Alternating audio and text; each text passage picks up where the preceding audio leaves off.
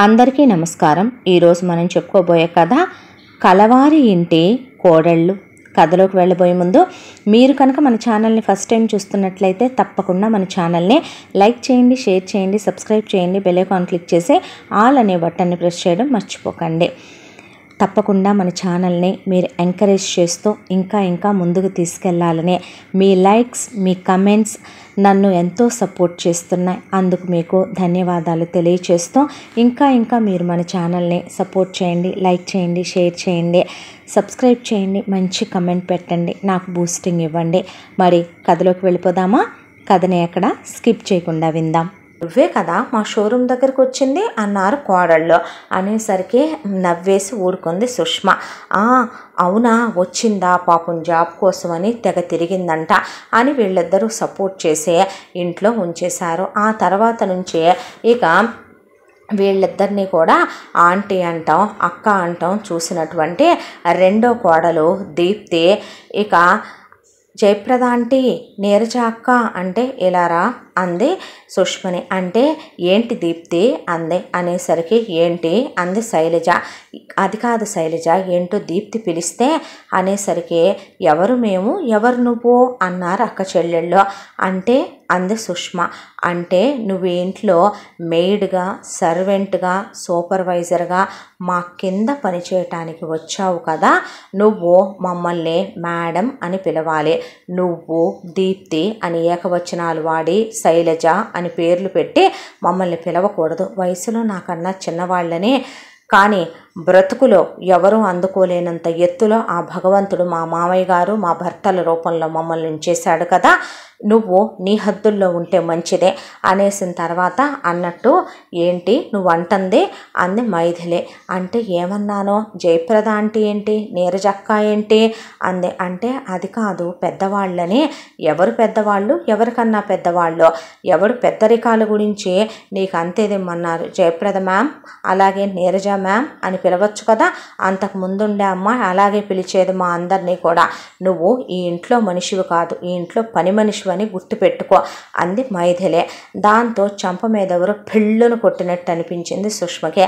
Dining table మీద అందరూ కూర్చొని భోంచేస్తూ ఉండగా తను కూడా వెళ్ళి ఒక చైర్లో కూర్చుంది సుష్మ. కూర్చునేసరికి ఇక దీప్తి, శైలజ, మైథిలి కలిసి ఇఫ్ యూ డోంట్ మైండ్ నువ్వు లేచి సర్వెంట్స్కి అందరికీ అలాట్ చేసిన రూమ్ వేరే ఉంటుంది, అక్కడ ఒక డైనింగ్ టేబుల్ ఉంటుంది, వెళ్ళి వాళ్ళతో పాటు కూర్చుని భోంచే అనేసరికి సుష్మ లేచి నుంచుందే. అప్పటికే మగపిల్లలు జయచంద్ర వచ్చి డైనింగ్ టేబుల్ మీద కూర్చున్నారు. అబ్బా ఏమైందిలే అంది జయప్రద. ఏంటా అంటే ఏమయ్యేది, అలా మాట్లాడతారేంటత్తమ్మా? అదేంటత్తయ్యా అలా అంటావు, ఇది మన పర్సనల్ టైం, మన పర్సనల్ స్పేస్, మనం ఇక్కడ చాలా విషయాలు మాట్లాడుకొని డిస్కస్ చేస్తాం, పని వాళ్ళ ముందు ఎలా మాట్లాడుకుంటాం, ఇది మన ఫ్యామిలీ టైం కదా, పిల్లలతో కలిసి సరదాగా మామగారు మా పిల్లలతో కలిసి మేము గడిపే టైం ఇదే.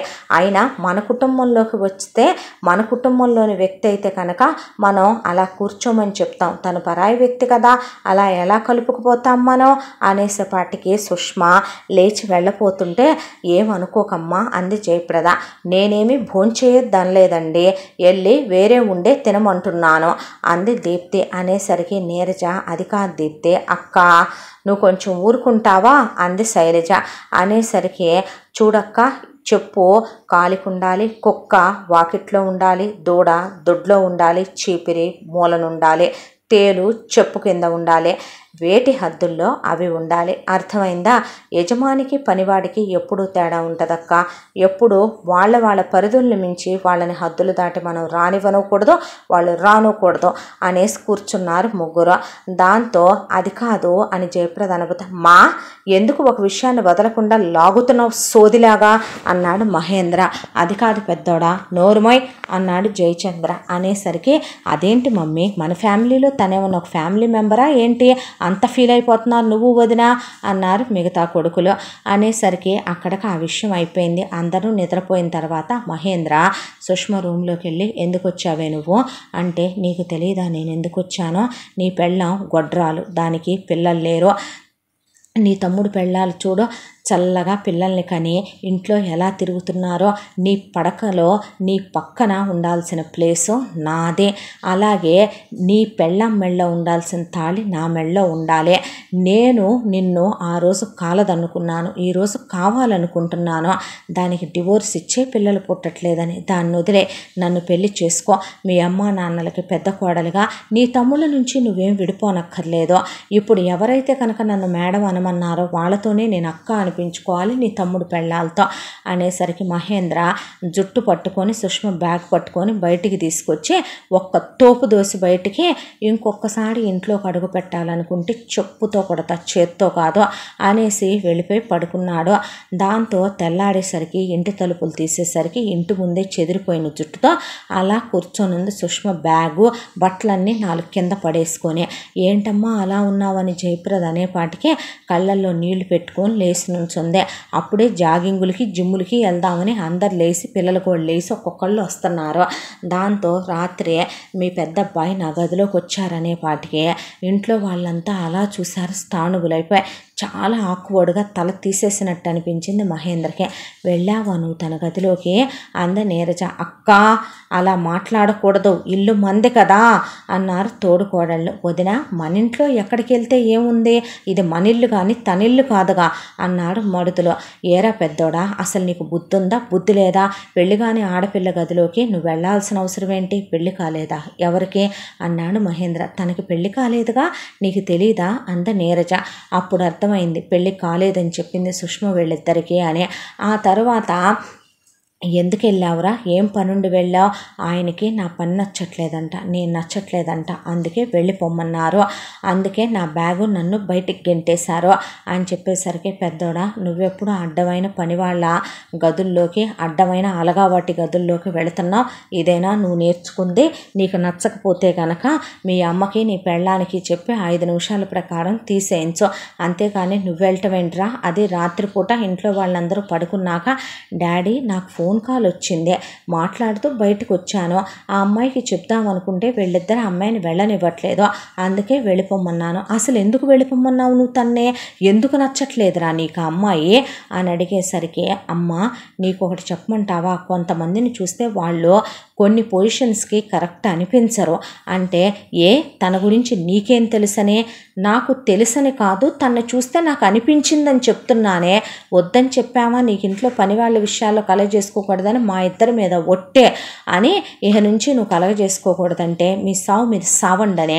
మహేంద్ర వెళ్ళిపోయిన తర్వాత మా ఇంట్లోనే మమ్మల్ని ఏదో పరాయి వాళ్ళని చేస్తున్నావేంటి అన్నారు జయప్రద మిగతా కొడుకులు. వచ్చారు సేవ టపాకాయలు అంది జయప్రద. షటప్ మమ్మీ అన్న తర్వాత అదేంటి డాడీ నువ్వు కూడా అన్నయ్యని అలా అడుగుతావు, వాడి గురించి నీకు తెలీదా ఏంటి అన్నారు తమ్ముళ్ళు.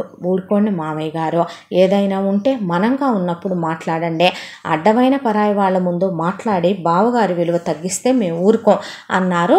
ఆ తర్వాత జయచంద్ర కోడళ్ళు ఇటు వాళ్ళు అటు వెళ్ళిపోయారు. ఆ తర్వాత యోగేంద్ర భార్య మైథిలి మళ్ళీ రెండోసారి కడుపుతో ఉంది. ఆ విషయం అందరికీ చెప్తే చాలా సంతోషంగా సంబరాలు చేసుకుంటూ అందరూ కలిసి ఎంతో సంతోషంగా స్వీట్లు అవి పంచి జయచంద్ర ప్రతి కోడలు కడుపుతో ఉన్నప్పుడు 1 నెల బోనస్ ఇస్తాడు వర్కర్లందరికీ. ఆయనకి దానగుణం ధర్మగుణం మొదటి నుంచి ఉంది.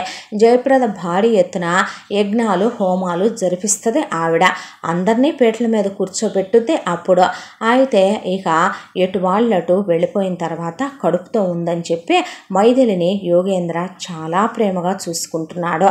ఎవరి పెళ్ళాం కడుపుతో ఉంటే ఏ మొగుడు చూసుకోడు, ఎవరికి ప్రేమ ఉండదో. దాంతో మెట్లు దిగేటప్పుడు జాగ్రత్తగా దిగమని, తనకి ఈ జ్యూస్ తాగాలని లేదంట, ఇది తీసుకురమ్మనమని, మైథిలికి ఏదైనా తినాలని ఉంటే మిగతా బావలు 3 అడిగి తీసుకురావటం, తోడుకోడళ్ళు 3 అలాగే అడిగి తీసుకురావటం, అత్తగారు వండించి పెట్టడం, మామగారు స్పెషల్గా కోడల కోసం అయ్యి తెప్పించడం, వియ్యాల వాళ్ళు కూడా ఆ అమ్మాయి తల్లిదండ్రులు మాత్రమే కాకుండా మిగతా వియ్యాల వాళ్ళు కూడా ఎలా ఉందమ్మా బాగున్నావా అని అడగటం, పెద్ద హాస్పిటల్కి తిప్పటం, ఇవన్నీ గమనిస్తూనే ఉంది సుష్మ ఒకవైపు నుంచి.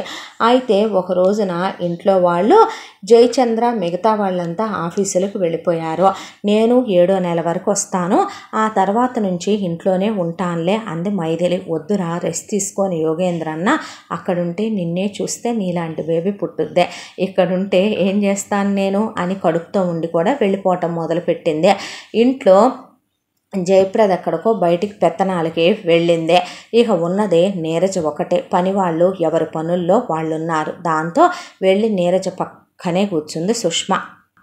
అక్క అని వాళ్ళు అనొద్దని చెప్పినా వాళ్ళు లేనప్పుడు జయప్రదన ఆంటీ అని నీరజని అక్క అని అంటది సుష్మ. అనేంత చనువులు వీళ్ళిద్దరూ ఇచ్చుకొని నెత్తికెక్కించుకున్నారు సుష్మనే. దాంతో ఏంటి సుష్మ అందే నీరజ.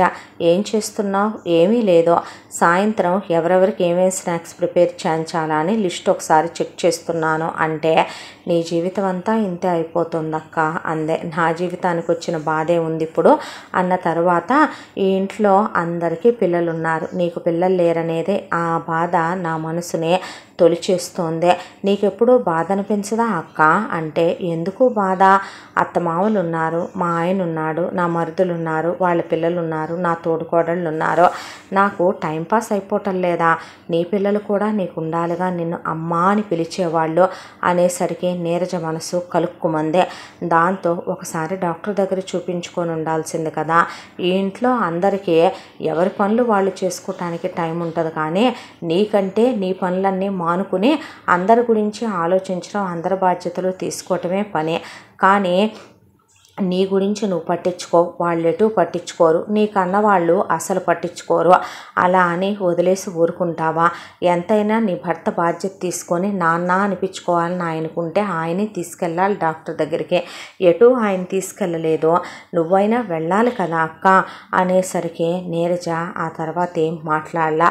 అక్కడి నుంచి నువ్వు వెళ్ళి నీ పని చూసుకో అనేసి బెడ్రూమ్లోకి వెళ్ళి పడుకుందే. పడుకున్న తర్వాత పదే పదే పిల్లలు పిల్లలు పిల్లలు పిల్లలు పిల్లలు పిల్లలని గుర్తొచ్చి మహేంద్ర వచ్చాడు. వచ్చేసరికి హాస్పిటల్కి వెళ్ళి చూపించుకుందాంగా ఒకసారి అందే.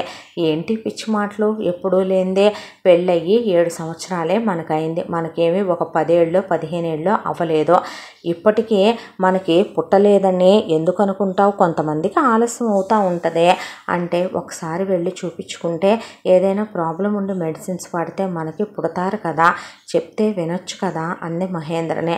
అన్న తర్వాత పిల్లలు లేరని బాధపడుతుంది కావాలా అని భార్యను తీసుకొని హాస్పిటల్కి వెళ్ళాడు.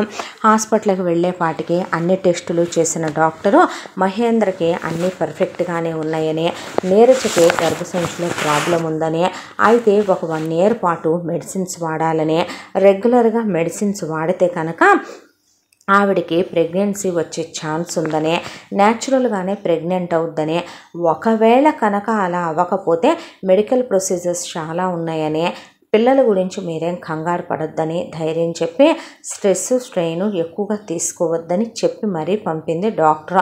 ఆ తర్వాత మహేంద్ర వచ్చాక, నువ్వు ఎక్కువ స్ట్రెయిన్ తీసుకోకు, ఇంట్లో పని వాళ్ళని ఇంకొక 2 కావాలంటే ఎక్కువ అపాయింట్ చేసుకో, అన్ని భారాలు నీ ఎత్తునే పెట్టుకోకు, ట్యాబ్లెట్లు టైం టు టైం వేసుకో, రెస్ట్ తీసుకో అని చెప్పి ఆ తర్వాత జాగ్రత్తగా ఉండమని చెప్పాడు. భార్య కోసమని తనకిష్టమని మహేంద్ర ఆ స్వీట్స్ ఈ ఫ్రూట్స్ అని తెప్పిస్తూనే ఉంటాడు. అయితే ఎప్పుడైతే కనుక మహేంద్ర నీరజ మాట్లాడుకుంటాం మొత్తం సుష్మ విందో, నీరజలో లోపం ఉందని విందో, ఆ రోజు నుంచి ఇక నీరజని ఏం చేయటం మొదలుపెట్టిందే. నన్ను వీడి ఫ్యామిలీలో నుంచి నేను వీడిని వేరు చేస్తానని నన్ను ఆ రోజు వీడు చీకొట్టాడో, వీడి ఫ్యామిలీ కలిసి ఉండటానికి వీడి పెళ్ళామే దోహదపడిందని దాన్ని దేవత అంటున్నాడో, దాన్నే వీడి కుటుంబం నుంచి వేరు చేస్తే, వీడి కుటుంబంలో వాళ్ళతోనే దాన్ని చీకొట్టిస్తే, దాన్నే వీడి కుటుంబంలో నేను కొరకరాని కొయ్యగా తయారు చేస్తే, ఏకులా వచ్చిన దాన్ని మేకుని చేస్తే, ఆ మేకుని అందరి నడినెత్తిన దింపితే, ఈ సంసారాన్ని చిన్న భిన్నం చేసేస్తే, వీడి కుటుంబం ఎంగిలిస్తరాకుల్లా కొట్టుకెళ్ళేలా చేస్తే చూస్తావురా నేనంటే ఏంటో నువ్వు అనుకుంది సుష్మ. కరెక్ట్గా అదే టైంకి పండుగ వచ్చింది. పండుగకి జయప్రద ఎప్పుడు తీసుకున్నట్టే పెద్దమ్మాయికి డైమండ్స్ దగ్గర మొదలుపెట్టి మిగతా కోడళ్ళకి రూబీస్, ఎమరాల్డ్స్, సఫైర్స్ ఆవిడ ఇలా కొంది. అందరికీ కొంటే ఎవరి సెట్లు వాళ్ళని పిలిచి వాళ్ళకిచ్చింది. తోడుకోడళ్ళు నలుగురికి కూడా 4 పట్టు చీరలు తెప్పించి ఆ పట్టు చీరల్లో కూడా నలుగురిలో కూడా పెద్దమ్మాయికి ఎల్లో కలర్ శారీ ఇచ్చి మిగతా అమ్మాయిలందరికీ ఒకేలాంటి చీరలు కాబట్టి ఆవిడ అసలు చీరల్లో రంగులు చూడలేదు. ఒకే ధర ఉన్నాయి, 4 వేరువేరు రంగులు ఒకే మోడల్లో ఉన్నాయి. ఎప్పుడు ఇచ్చినట్టే నలుగురికి 4 ఇచ్చేసింది. అయితే నీరజ ఆ చీర అలాగే ఆ నగల సెట్టు వెతికెళ్ళి తన పక్కన పెట్టుకుంది. పండగ కాబట్టి దాని మీద బ్లౌజ్ కుట్టించుకొని వేసేసుకుంటమ్మా అని చెప్పింది జయప్రద. అయితే ఈలోపు వచ్చి పక్కన సుష్మ కూర్చొని, ఏంటో అక్క నీ బ్రతుకులోనూ సందళ్ళు పంచే పిల్లలు లేరు, అలాగే నీ జీవితంలో ఇప్పుడు రంగులు లేవు, అన్నీ వెలిసిపోయే ఉన్నాయి అంటే ఏం మాట్లాడుతున్నావు అందే నీరజ. ఏం మాట్లాడేదేంటి, చూసావా మీ అత్తగారు పైకి కనపడదు కానీ నీ తోడుకోడళ్ళందరికీనేమో కలర్ఫుల్గా ఉండాలని, వాళ్ళ జీవితాలు సంతోషంగా ఉండాలని అందరికీనేమో డార్క్ కలర్ శారీస్ ఇచ్చింది. నీకు చూసావా లైట్ కలర్ శారీ, నీ బతుకులోనే రంగులు లేవు, నీకు అవసరమా, నువ్వు గొడ్రాలు అనే కదా అది పడేసింది నీకు, వాళ్ళు పిల్లా పాపలతో కలకలలాడుతున్నారనే కదా అలా ఇచ్చింది. వాళ్ళల్లో ఒకళ్ళకి రూబీస్, సఫైర్స్, ఎమరాల్డ్స్ ఇచ్చింది.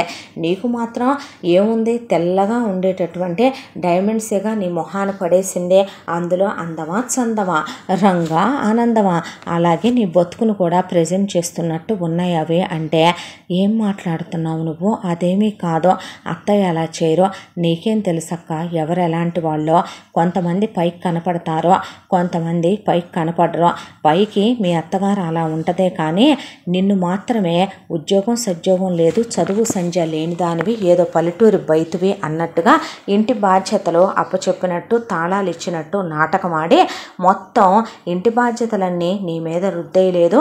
ఇంట్లో చుట్టాలు వస్తే ఏం కావాలో నువ్వు చూసుకోవాలి, మర్యాదలు నువ్వు చెయ్యాలి, మామగారి కోసమని ఎవరొచ్చినా సరే పెద్ద కోడలుగా నువ్వే రెస్పాన్సిబిలిటీ తీసుకోవాలి, ఇంట్లో పూజల దగ్గర నుంచి ఏది జరిగినా పిలుపుల దాకా అన్ని బాధ్యతలు నీవే, ఎవడెవడు ఏమేం తింటాడో ఎవతెవతి ఏమేం తింటుందో అందరికీ కావలసినవన్నీ నువ్వే వండించి పంపించాలి. ఏంటో నీ జీవితం నాకు అర్థం కావటం లేదో, ఏం బ్రతుకులు ఏంటో, కట్నాలు ఇవ్వకుండా పెళ్ళిళ్ళు చేసుకుంటే బ్రతుకులు ఇలా ఉంటాయా ఏంటో, నాకు నీ జీవితం చూస్తే నాకు చాలా భయం వేస్తోంది పెళ్ళంటేనే.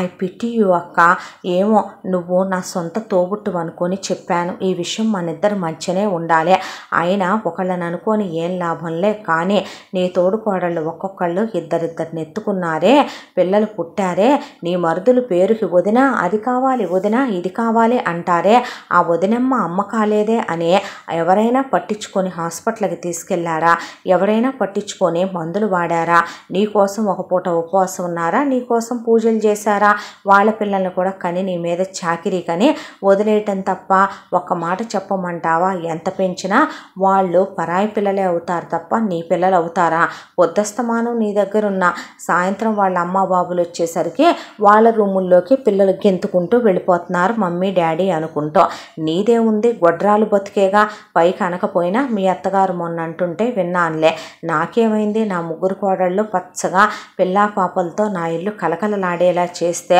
నా ఇంటికి వచ్చిన లోటే ఉంది అందమ్మ, మళ్ళీ నేను విని విననట్టు ఊరుకోవాలి, ఈ ఇంట్లో మీ మామగారు ఏమన్నాడో తెలుసా అంటే బాగోదు, కానీ మా మిగతా ముగ్గురు కోడళ్ళు ఎంటెక్లు ఎంబీఏలు చదివి ఫ్యాక్టరీని డెవలప్ చేసుకొస్తున్న నా కొడుకులకి సపోర్టివ్గా షోరూమ్ని డెవలప్ చేసుకొస్తున్నారు, లేదంటే కనుక ఎక్కడుండే వాళ్ళమో మేము అన్నాడు తప్ప, నా పెద్ద కోడలు ఇల్లు చూస్తుంది, ఇంటి బాధ్యతలు చూస్తుంది, కాబట్టే మిగతా కోడళ్ళు థక్కలాడుకుంటూ వెళ్తున్నారు అని చెప్పాడా మీ మామ.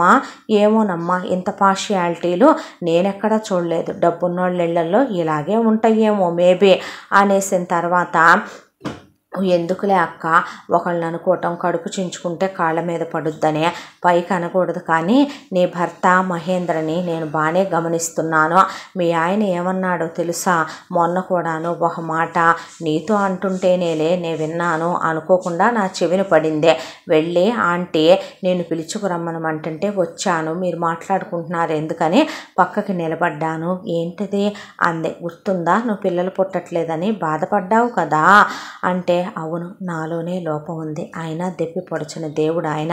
అలా ఎందుకు అనుకుంటావక్క? ఆయన ఏమన్నాడు ఆ రోజున? పిల్లలు పుట్టలేదని నువ్వు బాధపడకు, మా తమ్ముడు పిల్లలు మన పిల్లలు కాదా, మనకు పుట్టకపోతే మాత్రం పిల్లలేమన్నా ఫస్ట్ ప్రయారిటీయా, పెళ్ళికి పిల్లలే పరమావధా, పుట్టిన పిల్లలందరూ మనతోనే ఉంటారని గ్యారంటీలు ఉన్నాయా, రేపొద్దునైనా ఎవడెలా మారతాడో ఎవడికి తెలుసు. ఇప్పుడు పుట్టారా ఓకే, దేవుడి దయ. పుట్టకపోతే కనుక మనం ఎవరి మీద అసూయ ద్వేషాలు పెంచుకోకూడదు. ఒకటి, వేరే పద్ధతుల్లో ప్రొసీజర్స్లో ట్రై చేద్దాము, సరుగసీకి ట్రై చేద్దాము. అది కాకపోతే అడాప్టెడ్ కిడ్ని తెచ్చి పెంచుకుందు కానీ, అదంతా కాకపోతే కనుక తమ్ముడు పిల్లల్నే మన పిల్లలు అనుకుందాము అని అన్నాడు. అంటే నీ మొగుడికే నువ్వు తల్లివి కావాలని లేదు, ఆయన తండ్రి కావాలని లేదు, పిల్లల్ని ఎత్తుకోవాలని లేదు. ఎప్పుడు చూసినా తమ్ముడు పిల్లలతో పెద్ద డాడీ అనిపించుకుంటూ వాళ్ళకి చాక్లెట్లు బిస్కెట్లు ఐస్ క్రీములు తెచ్చి వాళ్ళతో దిగ తొక్కించుకుంటాడు మీ ఆయన. ఇక పిల్లల్ని తెగ జోకులేసి ఉప్పెక్కించుకొని ఆడించుకుంటాడు పిల్లల కోళ్ళలాగా. నాకు పిల్లలు లేరే, నా పెళ్ళాం కూడా ఘోషిస్తుందే, హాస్పిటల్ తీసుకెళ్ళి చూపిద్దామే అని నీ మొగుడు అనుకున్నాడా? పైకి ఎవరు అనరమ్మా, ఊడంతా నీ గురించి ఏమనుకుంటున్నారో తెలుసా? ఫలానా జయచంద్ర గారి పెద్ద కోడలు గొడ్రాలు, గొడ్డు మొద్ది, దాని గర్భసంచి గడ్డగట్టిపోయింది, ఇంకా దానికి పిల్లలు పుట్టరు. రేపో మాపో మీ ఆయన దేన్నన్నా మరిగినా సవితిగా తీసుకొచ్చినా నీ సంసారం వీధి పాలైనా వీళ్ళ లోపం నీలో ఉందని చూపించే నీకు విడాకులిచ్చినా అయ్యో రామ అడిగేవాడెవడే తల్లి. ఏదో కడుపు చించుకుంటే కాళ్ళ మీద పడుద్దని నేను నిజం చెప్తున్నానక్క. ఒకటి మాత్రం విను, ఏదైనా సరే నువ్వు నీ మొగుడితో క్లోజ్గా ఉండాలి తప్ప వీళ్ళందరి గురించి నీకెందుకక్క? నీ బతుకేంటో నువ్వు చూసుకోవాలి. కానీ నువ్వెంతసేపు వీళ్ళ గురించి చూసుకుంటుంటే నీ గురించి పట్టించుకునేవాడు ఎవడున్నాడని, ఇక్కడ ఎవడు పట్టించుకుంటున్నాడని నీ గురించే అనేసింది. అనేసేసరికి నీరజ్కి ఆ మాటలు బాగా తలకెక్కినాయి. దాంతో 2-3 బిళ్ళలు, 4-5 బిళ్ళలు, 5-6 క్యాప్సూల్స్ మింగేయటం, ఒక్కొక్కటి వేసుకోవాలైతే పిల్లలు త్వరగా పుట్టాలని అన్నన్ని మింగేయటం, మహేంద్రన్ ఐ మింగు ఈ మింగు అంటాం. నాతో నువ్వు ఒక్కసారే నా ఒంటి మీద చేయేసి క్లోజ్గా ఉంటున్నావేంటే, ఇంకా క్లోజ్గా ఉండో, ఇంకా రా నాకు పిల్లలు కావాలి అంటే పిచ్చి పట్టిందా నీకేమైనా? ఏ మగాడైనా ఒక ఆడదాంతో 2 సార్లు 3 సార్లు ఉండగలడేమో, అంతకు మించి ఉండటానికి నేను ఎలా కనపడుతున్నానే? పిచ్చి పట్టిందా? నీకు ఒక విషయం తెలుసా? చదువుకున్నావు, సంస్కారం ఏడవాలి నీకు. ఫెర్టిలేషన్ టైం అని ఆడవాళ్ళకి అండం విడుదలయ్యే సమయం ఒకటి ఉంటుంది. అప్పుడు కలిస్తే భార్యాభర్తలో ఆటోమేటిక్గా ఫలదీకరణం చెందుద్ది శిశువు అనేదే. అంతేకాని ఇలా నీలాగా పిచ్చి పట్టినట్టు వెర్రెక్కినట్టు వాగితే ఆడవాళ్ళందరూ అమ్మలెవరు, ఆట బొమ్మలు అవుతారు. నోరు మూసుకొని పడుకో అన్నాడు మహేంద్ర.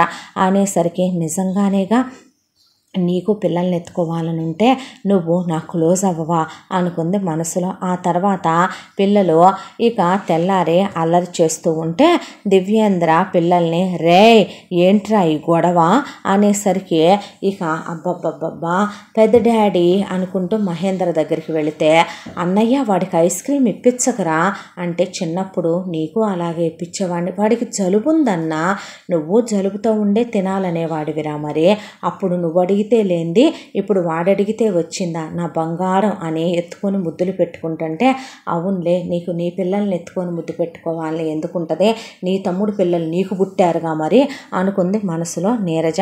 ఆ తర్వాత శైలజ వీళ్ళందరూ భోంచేస్తుంటే ఇక మైథిలికి నీకు ఇదంటే ఇష్టంగా అని పెట్టేసరికి ఎందుకో కడుపులో తిప్పి వాంతి చేసుకుంది. వేవిళ్ళతో కడుపుతో ఉన్న అమ్మాయి కడుపుతో ఉంటే అయ్యో నరకాలు అని ఆడవాళ్ళందరూ బాధపడితే వాళ్ళ భార్యలు కడుపుతో ఉన్న సంఘటనలు గుర్తు తెచ్చుకొని, అప్పుడు మేమెన్ని పడ్డాం తల్లి మీతో, మీ మూడ్ స్వింగులని, అలాగే మీకు మిడ్ నైట్ క్రేవింగ్స్ అని ఒక బాధ కాదన్నోయ్ అంటే, మీరు బెటర్ రా, అన్నీ అనుభవించేశారు, నాకు ఆ ప్రాబ్లం ఏమీ లేదు, వస్తాయిలే బావగారు, వచ్చిన తర్వాత అన్నీ కలిసి పడుదురు కానీ అంటే, నేను దానికే వెయిట్ చేస్తున్నానని నవ్వాడు.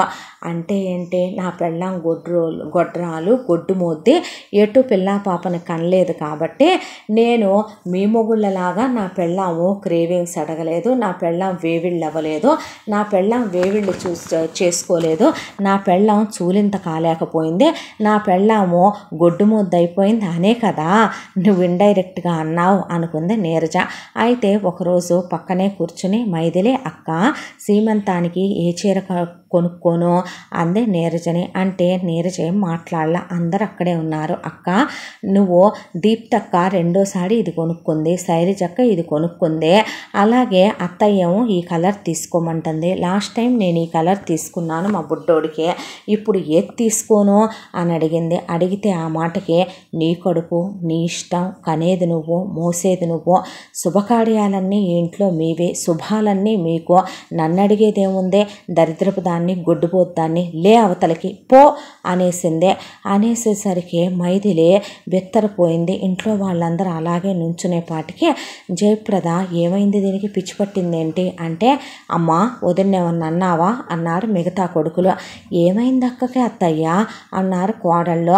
ఏమైందమ్మా అంటే, అన్న మీ ఇద్దరేమైనా చచ్చ లేదురా అన్నాడు మహేంద్ర. అన్నాక లోపల గదిలోకి వెళ్ళి మహేంద్ర ఏంటా మాట్లాడటం, ఏంట్రా ఏమైంది, ఎందుకు అలా మాట్లాడితే బాధపడతా, తను కడుపుతో ఉన్న పిల్ల, తను బాధపడిందనుకో తమ్ముడు బాధపడతాడు, మా మధ్య మనస్పర్ధలు వస్తాయి, నాన్నగారు ఇన్వాల్వ్ అవుతారు, అయినా ఎప్పుడూ నిన్ను అడగకుండా వాళ్ళు ఏమీ చెయ్యరు కదే. అలాగే నిన్ను అడిగింది ఏమైంది, హెడేక్ ఉందా, పోనీ ఏమైనా ట్యాబ్లెట్ సైడ్ ఎఫెక్ట్గా అనిపిస్తున్నాయా అని బుజ్జి పాపను బుజ్జగించినట్టుగా అడిగాడు మహేంద్ర. ముందు చెయ్యి తీ నువ్వు అంది. అంటే ఏమైంది నీకు అంటే, ఏం మగాడివిరా నువ్వు అని అడిగేపాటికి బెత్తరపోయారు ఇంట్లో వాళ్ళంతా. బయటికి వినపడుతున్నాయి గదిలో నుంచి మాటలు. అదే టైంకి జయచంద్ర రాణి వస్తే ఇంట్లో వాళ్ళందరికీ వణుకొచ్చేసి డాడీ మీరు రూమ్లోకి వెళ్తారా అనేపాటికి అసలు కొద్దిగా అయినా ఇంట్లో వాళ్ళకి సిగ్గు రోషం పౌరుషాలు ఉన్నాయా అనేపాటి జయప్రద కొళ్ళు చల్లబడిపోయిందే. దాంతో అది కాదండి అనేసరికి నోరు ముయ్యమన్నాడు ఆయన అని హాల్లోనే నుంచునేపాటికి అందరూ నిలబడిపోయారు. అలాగే సుష్మ ఓ పక్కకు నుంచుందే. అనేసరికి ఏంటా వాగుడు అన్నాడు మహేంద్ర.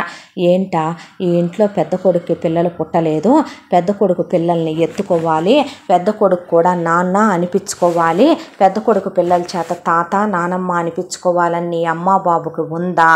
ఉంటేనే నన్ను ఇంటికి మాత్రమే పరిమితం చేసి చాకిరి పరిమితం చేసి నేనేదో పని చేయటానికే పుట్టినట్టు మీ అమ్మ, ఎందుకు పనికిరానని మీ నాన్న డిసైడ్ చేసి నీ ముగ్గురు మరదళ్ళకి పట్టం కట్టి ఫ్యాక్టరీలకు పంపించి నన్ను మాత్రం అడుక్కు తినేదానిలాగా ఈ ఇంటి పనికి పరిమితం చేసి వదిలేస్తారా?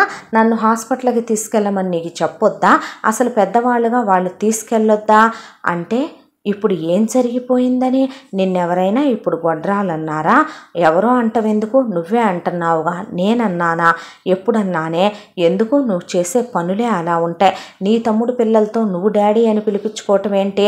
వాళ్ళు అసలు నీకు పుట్టారా నీ తమ్ముళ్ళకు పుట్టారా అనేపాటికి లాక్కొట్టాడు మహేంద్ర నీరజనే. దాంతో సౌండ్ బయటికి వినపడిందే. వినపడేపాటికి నోటికి ఎంత వస్తే అంత హద్దు పద్దు లేకుండా బరితెగిచ్చి మాట్లాడితే బొందులో ప్రాణం బొందులోనే తీసేస్తాను, జాగ్రత్త, ఎక్కువ తక్కువ మాటలు మాట్లాడుకో, పిచ్చి పిచ్చి మాటలు మాట్లాడితే ఊరుకుంటాను అనుకుంటున్నావేమో. నీ ఏ మరదలు కడుపుతో ఉన్నా వాళ్ళకేం కావాలంటే నువ్వు కొనుక్కొస్తావు. అలాగే నీ మరదలు జెండర్ రివీల్ చేయించుకోవాలి, నా మొగుడు తీసుకెళ్ళట్లేదంటే ఫ్లైట్ టికెట్లు బుక్ చేసి వేరే చోటకు పంపించి మరీ కనుక్కొని రమ్మనమన్నావు వాళ్ళనే. అసలు నువ్వు ఏ విషయంలో కలగ చేసుకోవట్లేదో, నీ తమ్ముళ్ళకి నీ తమ్ముడు పిల్లలకి ఆస్తి మొత్తం దోచిపెడదాం అనుకుంటున్నావా? రేపు ఎటు నేను లోపం నాలోనే ఉంది, పిల్లలు పుట్టరు కాబట్టి నన్ను గొడ్రాలిని చేసేసి పిచ్చిదాన్ని చేసేసి మీ ఇష్టం వచ్చినట్టు చేద్దాం అనుకుంటున్నారా? ఎంత నటిస్తారో నీ తమ్ముడు పెళ్ళాలో. అవునులే ముగ్గురికి ముగ్గురు తోడు దొంగలో అనకూడదులే, కానీ ఎప్పుడు చూసినా కూర్చొని నా గురించే కథలు పడతారో, నా గురించే మలగల్లాలు పడతారో, నా గురించే చెప్పుకుంటారు నేను గొడ్రాలనని, నా పిల్ల పాప లేరని, వాళ్ళ పిల్లలకి ఆస్తి అంతా పంపకాలు చేసుకోవాలని. నీ తమ్ముళ్ళు ఏమన్నా తక్కువ? పైకి వదినమ్మ అంటూనే వెనకమాల ఆ వదినమ్మ అమ్మ కాలేకపోయిందే అని ఒక్కడికి ఉందా? వాళ్ళు మాత్రం నాన్న అనిపించుకొని మురిసిపోయి వాళ్ళ పిల్లల్ని నా మీద వదిలేసి ఎంత చాకిరి చేయించుకున్నారో నాకు తెలుసు. ఒక్కొక్కళ్ళు ఇక్కడ ఎవడు మాత్రం బాగుపడతాళ్లే అనేపాటికి ఇంకోటి తీశాడు మహేంద్ర. దాంతో జయచంద్ర పెద్దగా కేకేసేపాటికి మహేంద్ర నోరు మూయి కళ్ళల్లోంచి నీళ్ళు వస్తే నరుకుతా నిన్ను అని బయటకు వచ్చాడు. వచ్చేసరికి ఏం జరుగుతుందిరా ఇక్కడ అనేసరికి నీరజ వచ్చింది. ఏంటమ్మా ఇదంతా అనేసరికి ఏం లేదు మామగారు అనేసరికి మహేంద్రనే ఎప్పటి నుంచి నా ఇంట్లో ఆడవాళ్ళని కొట్టే సంస్కారాలు ఉన్నాయి మనకి, నీకు పెళ్ళాన్ని ఎలా కంట్రోల్లో పెట్టుకోవాలో పెళ్ళాన్ని ఎలా ఏలుకోవాలో చేత కాకపోతే వెళ్ళి క్లాసులు తీసుకో, లేదంటే పురాణాలు ఇతిహాసాలు చదువు, పేషెన్సీ ఉండాలి, సెల్ఫ్ కంట్రోల్ ఉండాలి. ఇంకొకసారి ఆ అమ్మాయిని కొట్టినట్టు నేను చూశాను, అస్సలు ఊరుకోను. అమ్మ మీ మిగతా తోడుకోడళ్ళు ఏ రోజన్నా నీకు పిల్లలు లేరు అన్నారా? లేదు మామయ్య. మీ అత్త ఏమన్నా వాగిందా? దేవుడో నోరుమైనవు అన్నాడు ఆయన. నేనెప్పుడైనా అన్నానా? లేదు. నీ మరుదులు అన్నారా? లేదు. మరి వాళ్ళందరూ అనకుండా మేము అనకుండానే నువ్వు ఎలా అనుకున్నావమ్మా మేము నిన్న అలా అనుకున్నావని అంటే నువ్వు ఊహించుకున్నావన్నమాట. చూడమ్మా, ఊహలు పేకమేడల్లాంటివే, అవి కూలిపోతూ ఉంటాయి. ఎప్పుడూ కూడా ఎదుటి వాళ్ళని తప్పుడు దృష్టితో చూసి మనకు తోచిన నిందలో వాళ్ళ మీద మనం వేయటం సంస్కారం కాదు. ఏ తండ్రికి పెద్ద కొడుకు పిల్లల్ని ఎత్తుకోవాలని ఉండదు, ఏ తల్లికి పెద్ద కొడుకు పిల్లలతో నానమ్మ అనిపించుకోవాలని ఉండదు. ఇప్పుడు మేము వెళ్ళి హాస్పిటల్లో చూపించుకోమంటే నువ్వేమని చిన్నబుచ్చుకుంటావు? మిగతా కోడళ్ళు తల్లులయ్యారు, నాకు పిల్లలు పుట్టలేదు కాబట్టి వీళ్ళంతా నన్ను గొడ్రాలని అనుకుంటున్నారు, నాకు పిల్లలు పుట్టట్లేదు, లోపం నాలోనే ఉందన్నట్టు వీళ్ళు వెళ్ళమన్నారని దానికి ఎన్ని పెడార్థాలు వస్తాయి? అయినా ఏ రోజైనా నిన్ను పిల్లలు పుట్టలేదని ఒక్క మాట అన్నామా? ఆస్తిపాస్తుల దాకా, అసలు పిల్లల పెంపకాల దాకా, పంపిణీల దాకా ఎందుకు వచ్చాయమ్మా? ఎవరు పుట్టిళ్ళ దగ్గర నుంచి ఎవరు తీసుకొచ్చిన కోట్ల రూపాయల ఆస్తులివే? ఏ రోజైనా నేను ఒక్కొక్క కోడల్ని ఒక్కోలా చూశానా? మీ అత్త చూసిందా చెప్పు, ఇప్పుడే నరికి పోగులు పెడతాను మీ అత్తనే అనేసరికి జయప్రద సత్య ప్రమాణకంగా నేను ఎప్పుడు అలా చేయలేదండి అందే. చూడమ్మా, నీకు డైమండ్స్ అంటే ఇష్టం, అందుకనే డైమండ్స్ తీసుకుంటా తప్ప అవి కలర్ఫుల్గా లేవని, అందులో రంగులు లేవు కాబట్టి నీ బతుకుల్లో రంగులు ఉండకూడదనే అది ఎప్పుడు అలా తీసుకోదు. ఒకేలాంటి చీరలు కట్టుకోవటం మీకు మొదటి నుంచి అలవాటు, దాంతోనే రంగులు మార్చి తీసుకుంటా తప్ప ఒక్కొక్కసారి నీకు వచ్చిన రంగు రెండో అమ్మాయికి వెళ్ళొచ్చు, మూడో అమ్మాయికి వెళ్ళొచ్చు, లేదా నువ్వు అక్కడే మార్చుకొని తీసుకున్నా వాళ్ళేమీ అనుకోరు. ఇప్పటికి కూడా వాళ్ళు అనని వాటినన్నిటినీ నువ్వు ఊహించుకొని వాళ్ళు అన్నారు అనుకుంటున్నావు, కానీ వాళ్ళు ఎప్పుడు అంత దిగజారిపోయిన వాళ్ళు కాదు. పెద్దమ్మ అని ఆ పిల్లలు మాట వరుసకు నిన్నన్నా, పెద్ద డాడీ అని వాడినన్నా, నా కొడుకులు అంత నీతిమాలిన వెధవలు కాదమ్మా. పక్కన ఉన్నటువంటి మరదళ్ళ గదుల్లోకి వెళ్ళి వాళ్ళకి పిల్లలు పుట్టించి రావటానికే పక్కనున్న పెళ్ళాలతోనే వాళ్ళు కాపురాలు చేస్తారు తప్ప బావల దగ్గర తార్చేంత నీచమైన స్థితిలో నా మిగతా కొడుకులు మరుదుల దగ్గరికి వెళుతుంటే చూస్తూ ఊరుకునే ఇల్లాలివి నువ్వు కాదు. అలా వాళ్ళని చెల్లెళ్ళు అనుకుంటాడే తప్ప వాళ్ళతో కాలు జారే హేయమైన వాడు నా పెద్ద కొడుకు కాదు. మాట్లాడే మాటని హద్దుల్లో ఉంచి మాట్లాడు, ఆచితూచి మాట్లాడు, మాట మాట్లాడే ముందు తక్కెట్లో వేసి మాట్లాడు. మాట పొదుపులో ఉండాలి, మనిషి అదుపులో ఉండాలి. ఆ రెండు నీకు ఈ మధ్య బాగా తగ్గాయని నాకు అర్థమవుతుంది. అయిన దానికి కాని దానికి పెద్దోడి మీద నువ్వు పోట్లాడటం కరెక్ట్ కాదు. పిల్లలు పుట్టకపోవటానికి భార్య భర్తలు ఎవరో ఒకళ్ళలో లోపం ఉంటుంది. ఏ పెద్దోడా హాస్పిటల్కి వెళ్ళావుగా, ఏమన్నారు డాక్టరు? ఇద్దరిలోనూ ఉంది, మందులు వాడాలన్నారు నాన్న అన్నాడు మహేంద్ర. ఎందుకు అబద్ధాలు చెప్పుకుంటావు? ఎందుకు నీ మీద చెప్పుకుంటావు? నాలోనే ఉంది లోపం, నేనే గొడ్రాల్ని, నాకే పిల్లలు పుట్టరు, ఈ ఇంట్లో అందరూ బాగానే ఉన్నారు, నేనే నాశనం అయిపోతున్నాను, మా బతుకులే ఎటు కాకుండా పోతున్నాయి. అదేనమ్మా నాకు అర్థం కావటం లేదు, అంత ఎటు కాకుండా పోయేంత ఏమైపోయినాయి మీ బ్రతుకులు అంటున్నాను. ఎందుకులేండి మామయ్య ఇప్పుడు వాదనలు గొడవలు. మీ మిగతా ముగ్గురు కొడుకులు ముగ్గురు కోడళ్ళు ఉత్తములు, వాళ్ళ పిల్లలు పుట్టారు, వాళ్ళు పచ్చగా పిల్లా పాపలతో చల్లగా ఉన్నారు. ఎటు కాకుండా పోయిన వెధవ బతుకైతే మాదే కదా.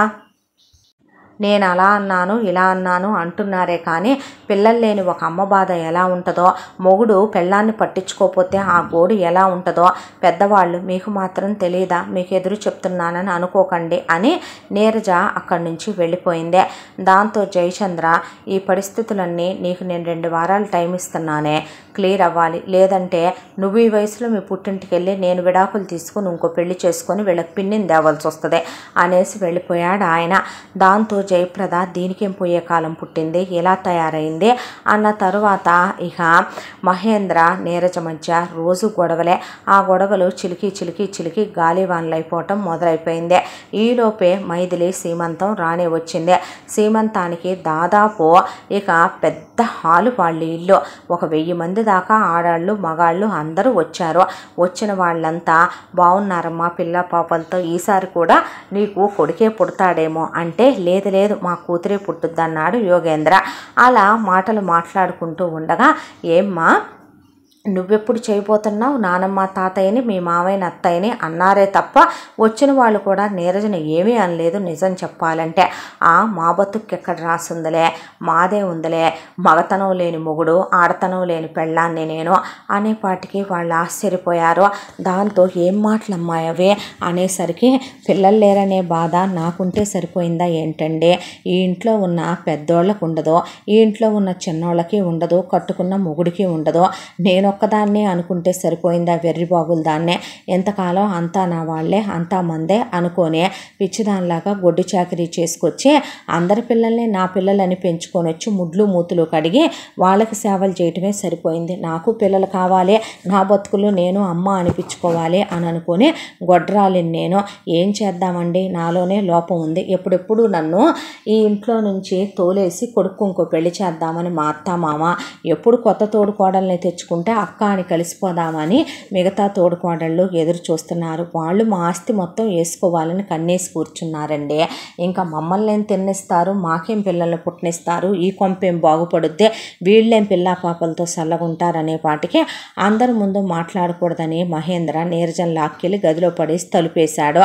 తలుపులు బాత్తానే ఉంది. ఈలోపు సీమంతం అయిపోయింది.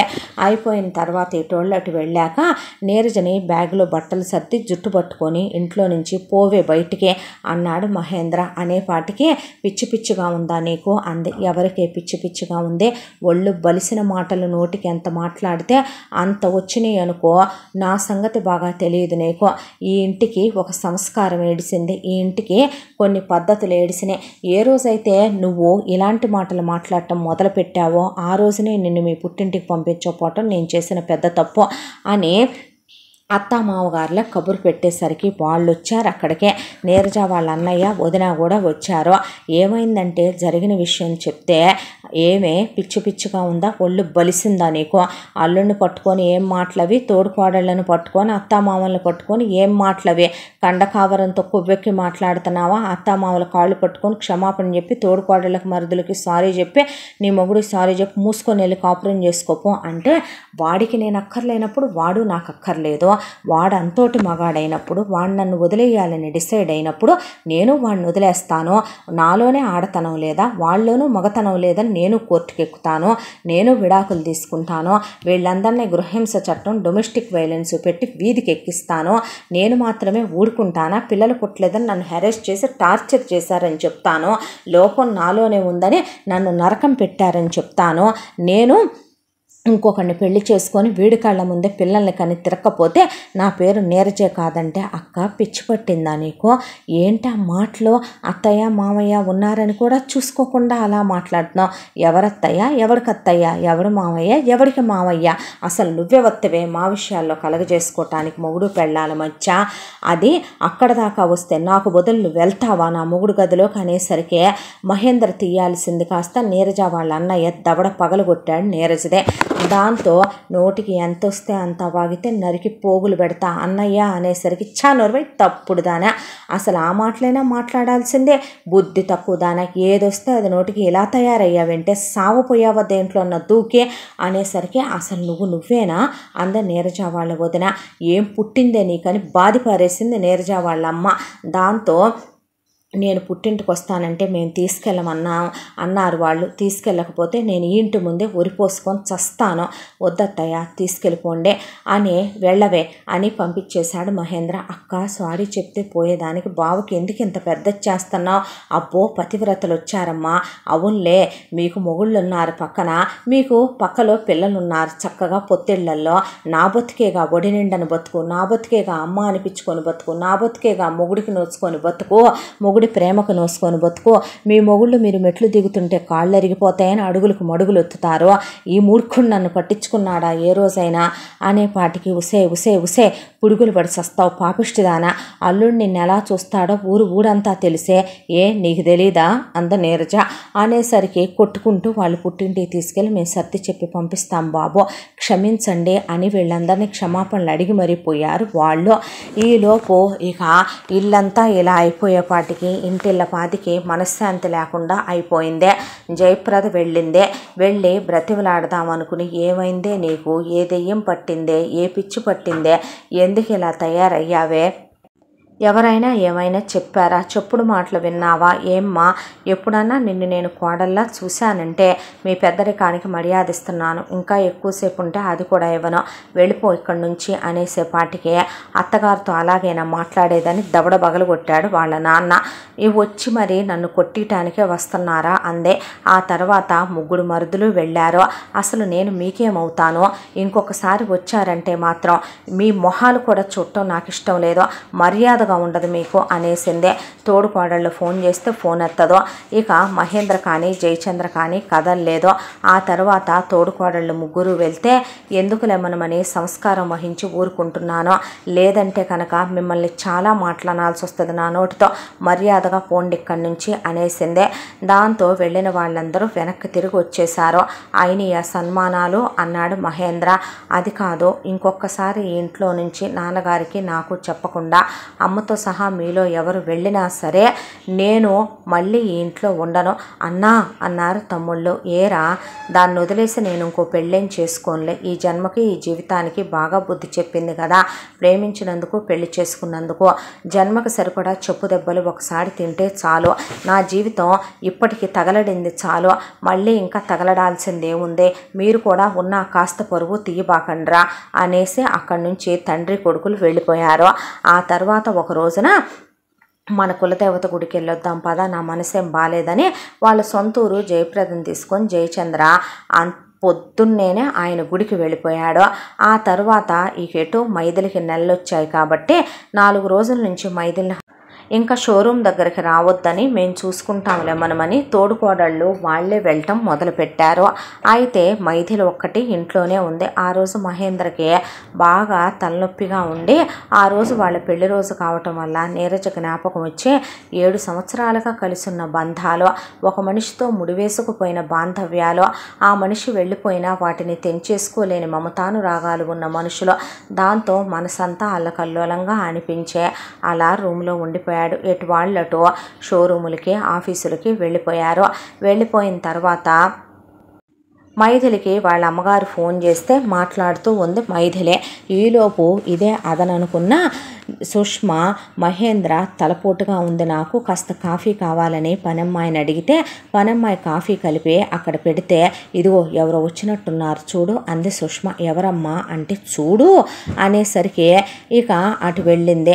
ఆ ఇంట్లో కుక్కలు తిరుగుతున్నాయి, అలాగే తిరుగుతుంది సుష్మ అని అసలు తన దిగుల్లో అదేం పట్టించుకోలేదు మహేంద్ర. అయితే డ్రగ్స్ వేసుకునే దాంట్లో ఉండే డ్రగ్ ట్యాబ్లెట్లు మత్తు పదార్థంలో ఉండేవే ఒక 3 క్యాప్సూల్స్ ఆ కాఫీలో కలిపేసింది. వాటికి టేస్ట్ కలరు ఏమీ ఉండవు.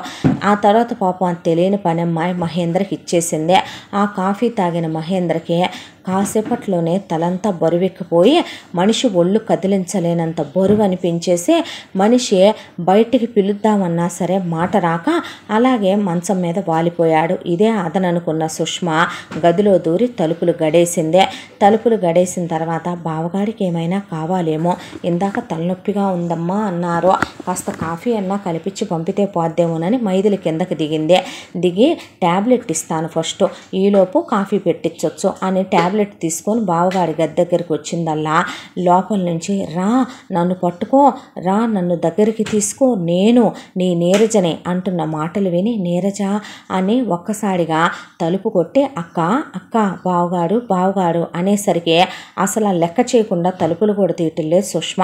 దాంతో అనుమానం అనిపించిన మైథిలి గట్టిగా కిటికీ తలుపు లాగి తోసేసరికి లోపల మహేంద్ర షర్టు విప్పి మహేంద్ర మీద సుష్మ పడి చండాలంగా రోత పనులు చేయటం చూసి దాంతో గుండాగిపోయినంత పని అయింది. తీయవే తలుపు ముందు అంటే తీలా. అప్పటికే పనివాళ్ళు పోగైపోయారు. వెంటనే మైథిలి ఫోన్లు చేసి అత్తామావకి ఈ విషయం చెప్పి భర్తలకి తోడుకోళ్ళకి చెప్పేపాటికి అందరూ కరెక్ట్గా గంట సేపట్లో అక్కడున్నారు. ముందు అక్కడికి తమ్ముడు పెళ్ళాలు వచ్చేసేపాటికే అప్పటికే చెప్తే బాగోదు కానీ అతనితో ఆల్మోస్ట్ క్లోజ్ అయిపోవటానికి దగ్గరైపోయింది సుష్మ. ఎటు తప్పు జరిగిపోతే ఇంక జయచంద్ర చేసేదేముంది, చచ్చినట్టు తనకు మహేందర్నిచ్చి పెళ్లి చేయటం తప్ప అని బరితెగించేసింది సుష్మ. దాంతో ఇక ముగ్గురు తమ్ముళ్ళు కలిపి పనివాళ్ళు కలిపి ఎగిరిగిరి తలుపులు తన్నేపాటికి తలుపులు ఓపెన్ అయిపోయేపాటికి సుష్మని లాగి చెంప మీద ఒక్కటి తీశాడు దివ్యేంద్ర. తీసేపాటికి తోడుకోడళ్ళు గట్టిగా పట్టుకొని ఎవత్తివే నువ్వు, అసలు ఎందుకు వచ్చావు ఆ రోజు మా షోరూమ్ దగ్గరికి, ఎందుకు చేరావే మా ఇంట్లో, ఏ కళ్ళబొల్లి మాటలు చెప్పి మా కుటుంబాన్ని ముక్కలు చేద్దాం అనుకున్నావే, అసలు ఎవత్తివే నువ్వు, మా బావగారి గదిలోకి దూరి ఏంటే నువ్వు ఈ పనులు, పాపిష్టిదానా, అసలు ఎవత్తివే అనేసరికి అన్నా అని తమ్ముళ్ళు వెళ్తే మహేంద్రకు మాట లేదు పలుకు లేదు. ఏం కలిపావే మా అన్నయ్యకి అని అడిగితే చెప్పట్లేదు సుష్మ. దాంతో కంగారు అనిపించి హాస్పిటల్కి తీసుకెళ్తే డాక్టరు ఏం కలిపారయ్యా ఏమిచ్చారు అని అడిగేసరికి కోపంతో ఒళ్ళు మండిపోయిన రవీంద్ర యోగేంద్ర కలిసి సుష్మ దవడలు వాయించి వదిలిపెట్టారు. దాంతో డ్రగ్ టాబ్లెట్లు కలిపానని చెప్పేసిందే. అది విన్న డాక్టరు ఏం పనులు ఇవి చండాల పనులు అనేసి ఆయన దీనికి విరుగుడు ఇవ్వాల్సింది ఏమీ లేదు బాబు, మీ అన్నయ్య ఒక 3-4 గంటల్లో స్పృహలోకి వస్తాడు, కాకపోతే అతనికి కొంచెం క్యూర్ అవ్వడానికని చెప్పి మా ట్రీట్మెంట్ మేము చేస్తున్నామంటే ఐసీయూలో పెట్టాలా మా అన్నయ్యని, ఆపరేషన్ చేస్తారా మా అన్నయ్యకని వాళ్ళ అన్నయ్యని వాటేసుకొని ఏడుస్తున్నారు. నాన్న బుజ్జికొండలు ఏమీ అవ్వలేదమ్మా మీ అన్నయ్యకి అన్న తర్వాత బావగారు అని మరదళ్ళు ఏడుస్తుంటే అక్క చెల్లెళ్ళమ్మా మీరు, అవును డాక్టర్ అనేసరికి ఈలోపు జయప్రద జయచంద్ర అక్కడికి వచ్చారు. అక్కడే గట్టిగా పట్టుకొని కూర్చున్నారు సుష్మనే. ఏం జరిగిందని అడిగిన ఆయనకి ఇలా జరిగిందని చెప్తే స్థానువులైపోయారు వాళ్ళు. అసలు ఎవరమ్మాయి నువ్వు, ఏంటిదంతా అంటే చెప్పట్లేదు డాడీ అన్నారు కొడుకులు. దాంతో 4-5 గంటలు వాళ్ళు అలాగే కూర్చున్నాక అప్పుడు మహేంద్ర స్పృహలోకి వచ్చాడు. స్పృహలోకి వచ్చేసరికి పరిగెత్తుకుంటూ అందరు లోపలికి వెళ్ళాక అన్న ఎవత్తన్నా ఇది, అసలు ఎందుకు వచ్చింది మన లైఫ్లోకి, ఆ రోజు నువ్వెందుకు ఉద్యోగం ఇవ్వద్దన్నావు, ఏమైంది బావగారు, అసలు ఏంటిదంతా, ఏం చేసావే మా అక్కని, ఏం చెప్పావు మా అక్కకి అనేపాటికి ఇది నీతో ఇంటిమేట్ అవ్వాలని చూసిందన్నా తప్పు జరిగిందా, లేదన్నా మేము వచ్చి ఆపాము అన్నారు తమ్ముళ్ళు. ఆ మాటకి పెద్దోడా ఏంటిదంతా అన్నాడు జయచంద్ర. ఏం జరిగిందిరా అంది జయప్రద. అనేసరికి ఇలా కాలేజీలో ప్రేమించుకున్నామని ఇలా వెళ్ళిపోయిందని, తర్వాత నేను ఇష్ట ప్రకారమే నీరజం చేసుకున్నానని, టెంపుల్లో తిరిగి వచ్చిందని, ఆ తర్వాత నేను టెంపుల్లో ఇలా మాట్లాడానని, ఉద్యోగానికి వచ్చిందని, రిజెక్ట్ చేశానని, ఆ తర్వాత ఇంట్లోనే తిష్ట వేసిందని, ఆ రోజు కూడా నేను పంపించేద్దామని గదిలోకి వెళ్ళానని, తనకు ఆల్రెడీ పెళ్ళయిందని, హస్బెండ్తో డివోర్స్ అయిందని ఇదంతా చెప్పుకొచ్చేసరికి ఇక ఎక్కడ వాళ్ళు అక్కడ మాట పలుకు లేకుండా నుంచుండిపోతే ఈ విషయం మాతో ఎందుకు చెప్పలేదురా నువ్వు అన్నాడు జయచంద్ర. ఏం చెప్పను డాడీ, అసలు ఏం జరిగిందని చెప్పను, నేనేం చేశానని చెప్పను, ఇలాంటి అమ్మాయిని నేను సెలెక్ట్ చేసుకోవటం నా తప్పు కాబట్టి నేను మీ కొడుకుగా వచ్చేసానే తప్ప నేనే తప్పుడు పనులు చెయ్యలేదు డాడీ, ఏం చెప్పనురా మీకు అన్న తర్వాత వాళ్ళెవరూ ఏమీ మాట్లాడలేదు. మాట్లాడకపోయేసరికి శభాష్ అంటే మీరు అందరూ ఒకటే, దొంగలు కలిసి ఊళ్ళు పంచుకున్నట్టు నేను వేరనమాట, ఏంటే మా అక్కకేం చెప్పావు అంటున్నారు, మీరు దాన్ని మీ అక్క అనుకోవటమే తప్ప మీరు అనుకునేంత గొప్ప క్యారెక్టర్ గల్లా ఆడదు కాదులే అదే.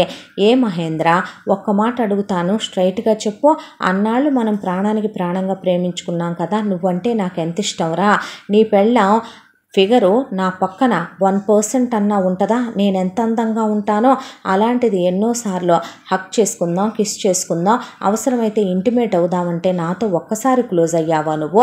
పతివ్రత పురుషుడివి, పితృవాక్య పరిపాలన చేసేవాడివి, మీ నాన్న చెప్పిన మాట వినేవాడిని అని నన్ను దూరం పెట్టుకుంటూ రాలేదు.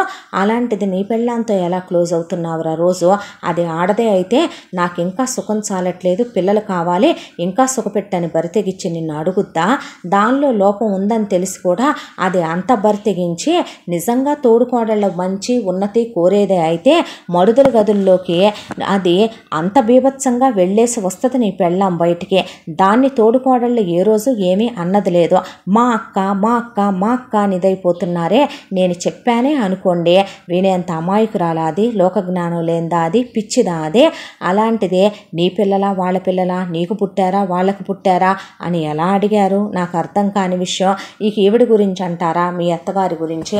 మీ అత్తగారికి మీ మామగారు ఆఫీస్కి వెళ్ళిన దగ్గర నుంచి పెద్ద కోడలికి పెత్తనాలప్ప చెప్పి గంటకో ఫ్రూట్ జ్యూస్ తాగుతూ బలాలు తగ్గకుండా హెల్దీ ఫుడ్లు తింటూ ఒకరోజు బ్యూటీ పార్లర్కి, ఒకరోజు షాపింగ్కి, ఒకరోజు బంధువులకి వెళ్ళి పరామర్శించి రావటానికి ఈవిడికి టైం సరిపోదు. ఈవిడ గారు ఇక ఇల్లు, ఇంట్లో ఇల్లాళ్ళు, ఇంట్లో వాళ్ళ పరిస్థితులు కూడా పట్టించుకునే రేంజ్లో ఉందంటారా మీరు? అదొక ఫ్యామిలీ. మళ్ళీ దాని గురించి నేను మీరందరూ మాట్లాడటం. ఆ రోజైనా నేను వీడి లైఫ్లోకి వస్తే ఆస్తిలో నీ షేర్ తీసేసుకో, అమెరికా వెళ్ళిపోదాము, నీ అమ్మ సోది నీ అబ్బ చాదస్తం తట్టుకోలేము అన్నానే తప్ప నీ తమ్ముళ్ళ నుంచి నువ్వు విడిపోమ్మని మీకు పడి నేను ఎప్పుడు ఏడేసి అక్కస్ ఎప్పుడు పొందలేదే. కానీ మీ తోడుకోళ్ళు నేను అనకుండానే దాని కడుపులో ఉన్నాయి మొత్తం బయటకు వచ్చాయంటారా? మనిషి కోపంలో ఉన్నప్పుడే నిజాలు మాట్లాడతాడంట. మీ అందరికీ పిల్లలున్నారని, ఇంట్లో చాకిరీ నేను చేస్తున్నానని, చాకిరీ మొత్తం నా మీద రుద్దుతున్నారని, మీ పిల్లలకు ముడ్లు మూతులు కడిగానని, మొగుడికి తనంటే ప్రేమ లేదని, మొగుడు ఉంపుడు గత్తెల్ని మరగొచ్చని, రేపో మాపో అత్త మామ ఇంకో పెళ్లి చెయ్యొచ్చని, సవితి రావచ్చని, తన పిల్లలకు అనట్లేదని అందరూ గొడ్రాలంటున్నారని, అదే ఎందుకు అన్ననుకుంది? మీ పరువు తీయటానికి ఎందుకు సిద్ధపడింది? మొగుడు మీద అంత ప్రేమ ఉండి 7 ఏళ్ళు కాపురం చేసింది అయితే వాడిని వదిలేసి పుట్టింటికి ఎలా వెళ్ళింది? అదెవరూ చూసుకోరు. ఇక్కడ మాది మాత్రమే తప్పన్నట్టు మాట్లాడతారే. ఏం తప్పు చేశాను నేను? 6 ఏళ్ళు లవ్ చేశాను మహీని వదులుకున్న తర్వాత నా మొగుడికి దగ్గర కాలేకపోయాను. ప్రతి దాంట్లో వాణ్ణి మహీతో పోల్చి మాట్లాడాను. వాణ్ణితో ఉండలేక విడాకులు తీసుకుని తిరిగి వచ్చాను. మా ఇంట్లో వాళ్ళకి చెప్తే నన్ను హౌస్ అరెస్ట్ చేసి చితకబాదారు. ఇంట్లో నుంచి పారిపోయి తప్పించుకొని పిచ్చిదానిలాగా మహేంద్రని వెతుక్కుంటూ వచ్చా. వీడు వచ్చిన తర్వాత పిచ్చి మాటలన్నీ మాట్లాడి నా పెళ్ళాం నాకు కావాలి అది ఇది అన్నాడు. దాంతో ఎలాగైనా వాడి ప్రేమను పొందాలనుకున్నా, వాడు కావాలనుకున్నా, వాడి ప్రేమ కేరు ఎలా ఉంటుందో నాకు బాగా తెలుసు. అలాంటి బంగారాన్ని ఎవరు పోగొట్టుకుంటారో? దాంతోనే ఉద్యోగం కోసం వచ్చా. వాడికి దగ్గర అవ్వాలనుకున్నా, వాడు నాకు ఆ ఛాన్స్ ఇవ్వాల. అందుకే ఇంట్లో ప్రవేశించాను. అయినా ఆ గొడ్రాలతో, ఆ గొడ్డు మొద్దాంతో మీరైనా ఎంతకాలం ఉంటారో నాకు అర్థం కాలేదా ఆంటీ అంకుల్? దానికి విడాకులు ఇవ్వచ్చు, లోపం దానిలోనే ఉంది. అది అదే ఒప్పుకుందే. పైగా దాని నోరు మంచిది కాదో, అది తోడుకోడళ్ళకు పడి ఏడుస్తుంది, మడుదులకు పడి ఏడుస్తుంది. అలాంటి కుక్కతోక వంకర బుద్ధి వాటిని ఎవరు మారిస్తే మాత్రం మారుతారో? నేను మీ ఇంటికి పెద్ద కోడలుగా వస్తా, నేను పిల్లల కంట. మహేంద్ర నేను ఒకప్పుడు ఎంత ప్రేమించుకున్నావో తెలుసా? 6 ఏళ్ళు ప్రేమించుకున్నందుకే నేను వాడిని వదిలి ఉండలేక 7 సముద్రాలు దాటి వచ్చానే. నేను సప్తసాగరాలు దాటి రాగలిగినప్పుడు వాడి పెళ్ళం 7 అడుగులు వేసినందుకు, 3 ముళ్ళు వేసినందుకు, ఇన్ని రాత్రులు గడిపినందుకు చీకొట్టి ఎలా గడప దాటి వెళ్ళింది మీ తోటి కోడలు. ఓ ఇప్పుడు ధర్మాలు మాట్లాడరా ఇంట్లో, ఇప్పుడు న్యాయాలు మాట్లాడరా ఇంట్లో, ఇప్పుడు ఎవరికి ధర్మాలు న్యాయాలు మాట్లాడటం చేత కాదా ఈ ఇంట్లో? నేనే తప్పు చేసినట్టు మాట్లాడుతున్నారు. అక్కడ దాకా వస్తే దాని మెళ్ళలో ఉన్న తాళి నాదే, మహి నావాడు, నేనే దానికి బిచ్చం వేసినట్టు కాదా మరి? అవును, కావాలనే చెప్పా. తప్పేంటి?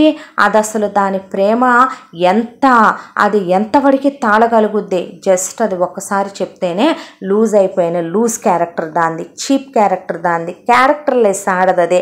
అలాంటిది నాతో దాన్ని పోల్చుకోవటం ఏంటి? మై ఫుట్, నా అందం ఏంటి, నేను చదువుకున్న చదువు ఏంటి, నా ఫ్యామిలీ బ్యాక్గ్రౌండ్ ఏంటి, నా క్యాస్ట్ ఏంటి, నా వెనకమాలు నా ఆస్తిలో వాటా ఏంటి, అదెంత, దాని బ్రతుకెంత?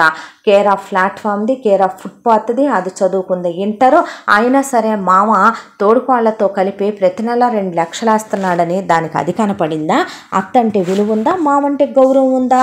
అదంతా బరితెగించి అంతమంది సీమంతానికి వచ్చిన దగ్గరే పరువు తీయాలనుకుంటే అవన్నీ నేనే చేయమన్నానా? అవన్నీ నేనైతే ఏమీ చెప్పలేదే. మొగుడిని నీకు మగతనం లేదని చెప్పమన్నానా? తోడుకోడళ్లతో నీకు పుట్టారా పిల్లలని నేను అడగమన్నానా? నా మీద నువ్వు కేర్ చూపించో వాళ్ళ మీద కేర్ చూపిస్తావని పంది తిన్నట్టు తింటది. తీసుకొస్తాడుగా మహి ప్రతిరోజు రాత్రి ఆఫీసు నుంచి వస్తూ నా పెళ్ళానికి హల్వా అంటే ఇష్టం, నా పెళ్ళానికి కలాకండ్ అంటే ఇష్టం, నా పెళ్ళానికి జాంగ్రీ అంటే ఇష్టం, నా పెళ్ళానికి బాదుషా అంటే ఇష్టం, నా పెళ్ళానికి విరజాజులు అంటే ఇష్టం, నా పెళ్ళానికి రెడ్ రోజెస్ అంటే ఇష్టం, నా పెళ్ళానికి ఈ బుక్స్ చదవటం ఇష్టం, నా పెళ్ళానికి ఆ చీరలు కట్టుకోవటం ఇష్టం, నా పెళ్ళానికి ఆ మేకప్ థింగ్స్ ఇష్టం, నా పెళ్ళానికి ఈ జ్యువెలరీ ఇష్టం. అలాగే పెళ్ళాన్ని తీసుకొని ట్రిప్పులకి తిరిగి వస్తాడుగా. అంత ప్రేమగా ఉండే మొగుడి ప్రేమనే కళంకపరిచి ఎలా ఎత్తి పొడిచి వెళ్ళిపోయింది ఆడదే అనేపాటికి ఇంకా పొమ్మాయి నువ్వు అన్నాడు జయచంద్ర. వింటున్నారు కదా అని చెప్పి చాలా ఎక్కువ మాట్లాడలా నువ్వు అన్నాడు ఆయన. ఇందులో నా తప్పే ఉంది అంకుల్, తప్పొప్పులు అనవసరం. ఇంకొకళ్ళు అయితే కనుక ఇప్పుడు నువ్వు ఉన్న పొజిషన్లో నువ్వు చేసిన పనికి నేను పోలీస్ స్టేషన్లో పెడతారు. కానీ నాకు సంస్కారం ఉంది కాబట్టి వదిలేస్తున్నాను. జరిగింది ఏదైనా సరే మళ్ళీ నా కంటికి నువ్వు కనిపించడానికి వీల్లేదో మర్యాదగా ఇక్కడి నుంచి నువ్వు వెళ్ళిపోతే మంచిది. మళ్ళీ మా జీవితాల్లోకి రావాలని కానీ నువ్వు ఎవరిని కలవాలని కానీ అనుకున్నా ఈసారి నేను అన్నది నిజం చేసి చూపించాల్సి వస్తుంది. గెట్ అవుట్ ఫ్రమ్ హియర్ అన్నాడు ఆయన. ఏ భార్యను కొడతామైతే తప్పని కొడుకులకి చెప్తూ పెంచాడో ఆయన జయప్రదని హాస్పిటల్ రూమ్ డోర్ వేశాడు మహేంద్రదే. చెంపలు వాయించి వదిలిపెట్టాడు పెళ్ళానే. ఇంతవరకు పెళ్ళైన ఇన్నేళ్లలో ఆయన ఎప్పుడూ ఆవిడ మీద చేయి చేసుకొని ఎరగడం. దాంతో మీకు దండం పెడతానండి, మీ కాళ్ళు పట్టుకుంటాను ఆపండి అంది జయప్రద. ఆపండి అన్నదాకా కొట్టి వదిలిపెట్టాడు. ఇంటికి యజమానురాలివి నువ్వు, ఇంటికి పెద్ద దిక్కువు నువ్వు, ఇంట్లో అత్తగాడివి నువ్వు, ఇంట్లో ఆడదానివి నువ్వు, నా పెళ్ళానివి నువ్వు, నలుగురు కొడుకుల్ని కన్న తల్లివి నువ్వు, నలుగురు కోడళ్ళని అమ్మలా చూసుకుంటాను కూతుళ్ళలా చూసుకుంటానని చెప్పి తీసుకొచ్చాం ఇంటికి. ఇంట్లో ఏం జరుగుతుంది, ఎవరు వస్తున్నారు, ఎవరు వెళ్తున్నారు, అసలు కొత్త వ్యక్తుల ప్రమేయం ఎందుకు, వాళ్ళు ఎందుకు రావాల్సి వచ్చింది, ఇవన్నీ జరగడానికి ప్రథమ కారణం నువ్వు. ఇంట్లో మగవాళ్ళు ఉండకూడదు అనే నేను వాచ్మెన్ని సైతం తీసేసి ఎలక్ట్రిక్ ఫెన్సింగ్ వేయించి సీసీ కెమెరాలు పెట్టించాను. సీసీ కెమెరాల దగ్గర ఒక అమ్మాయిని పెట్టాను. తోట మాలి ఉండకూడదని తోట పని చేసే ఒక అమ్మాయిని వచ్చి పొద్దున్నుంచి సాయంత్రం దాకా పని చేసుకుని వెళ్ళిపోమ్మా అని ఆడమ్మాయిని పెట్టా. మీకిద్దరు వంట మనుషులు, ఇల్లంతా ఆడవాళ్ళే ఇంట్లో పనిచేసేదే. అలాంటిదే ఒక్క సూపర్వైజర్ అమ్మాయి మానేసింది అనేపాటికి మీ బతుకులకి నువ్వెంత నీ బతుకెంతే ఒకప్పుడు అంటే బాగోదు. కానీ ఎంతమంది పని మనుషులతో పనులు చేయించుకున్నావు నువ్వు ఒక మహారాణివే, నీ కోడలు ఒక యువరాణి, మీ ఇద్దరికీ ఆంతరంగిక చెలికత్తెలు కావాలి. దాంతో మీరు పని వాళ్ళని పెట్టుకోవటం, ఎవరు మంచి ఎవరు చెడు, ఎవరు ఎలాంటి వాళ్ళు, ఎవరు మన ఫ్యామిలీలో ప్రవేశిస్తున్నారు, ఎవరు మనసుల్లో విషాలు నింపుకొని వస్తున్నారు అనేది ఆలోచించలేని ఆలోచన జ్ఞానం లేని నువ్వు ఆడదానివే. నువ్వు నలుగురు పిల్లల కన్నా తల్లివే, నలుగురు కోడళ్ళకి అత్తవే. నిన్ను ఏం చేస్తే పాపం ఉందంటావు నేను? పైగా నువ్వు నానమ్మవి కూడా అయ్యావు. పిల్లల ముందు కొడుతున్నాను, సిగ్గన్నా ఉండొద్దు నీ బతుక్కి అన్నాడు ఆయన. దాంతో నేను చచ్చిపోతానండి. అది అలాంటిదని నాకేం తెలుసు? పెద్దోడు ఏమైనా చెప్పాడా?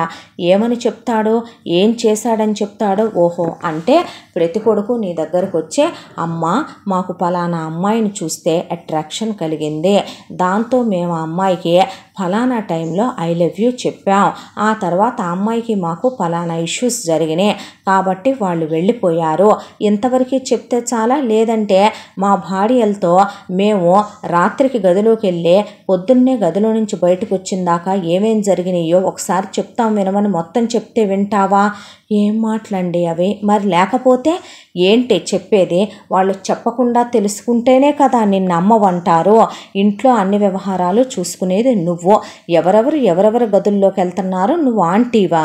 నీ పెద్ద కోడలు అక్క. ఏ లెక్కన? నీ తమ్ముడికి పుట్టిందా అది? నీ అన్నకు పుట్టిందా అది?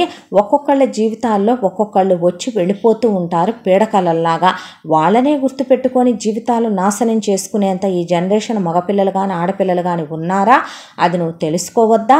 అలాంటిదే బుద్ధి జ్ఞానం లేకుండా పెళ్ళై మొగుడికి విడాకులు ఇచ్చి వచ్చింది నాకు పెళ్ళవలేదని చెప్పటం ఏంటి? 20 రూపాయలు ఇచ్చి ఇంట్లో ప్రవేశపెట్టడం ఏంటి నువ్వు దాన్ని? ఆ 20 రూపాయలకి నువ్వు ఇంకొక 80 వేసి 100 ఇవ్వకపోయావా? అడుక్కు తినేదానా?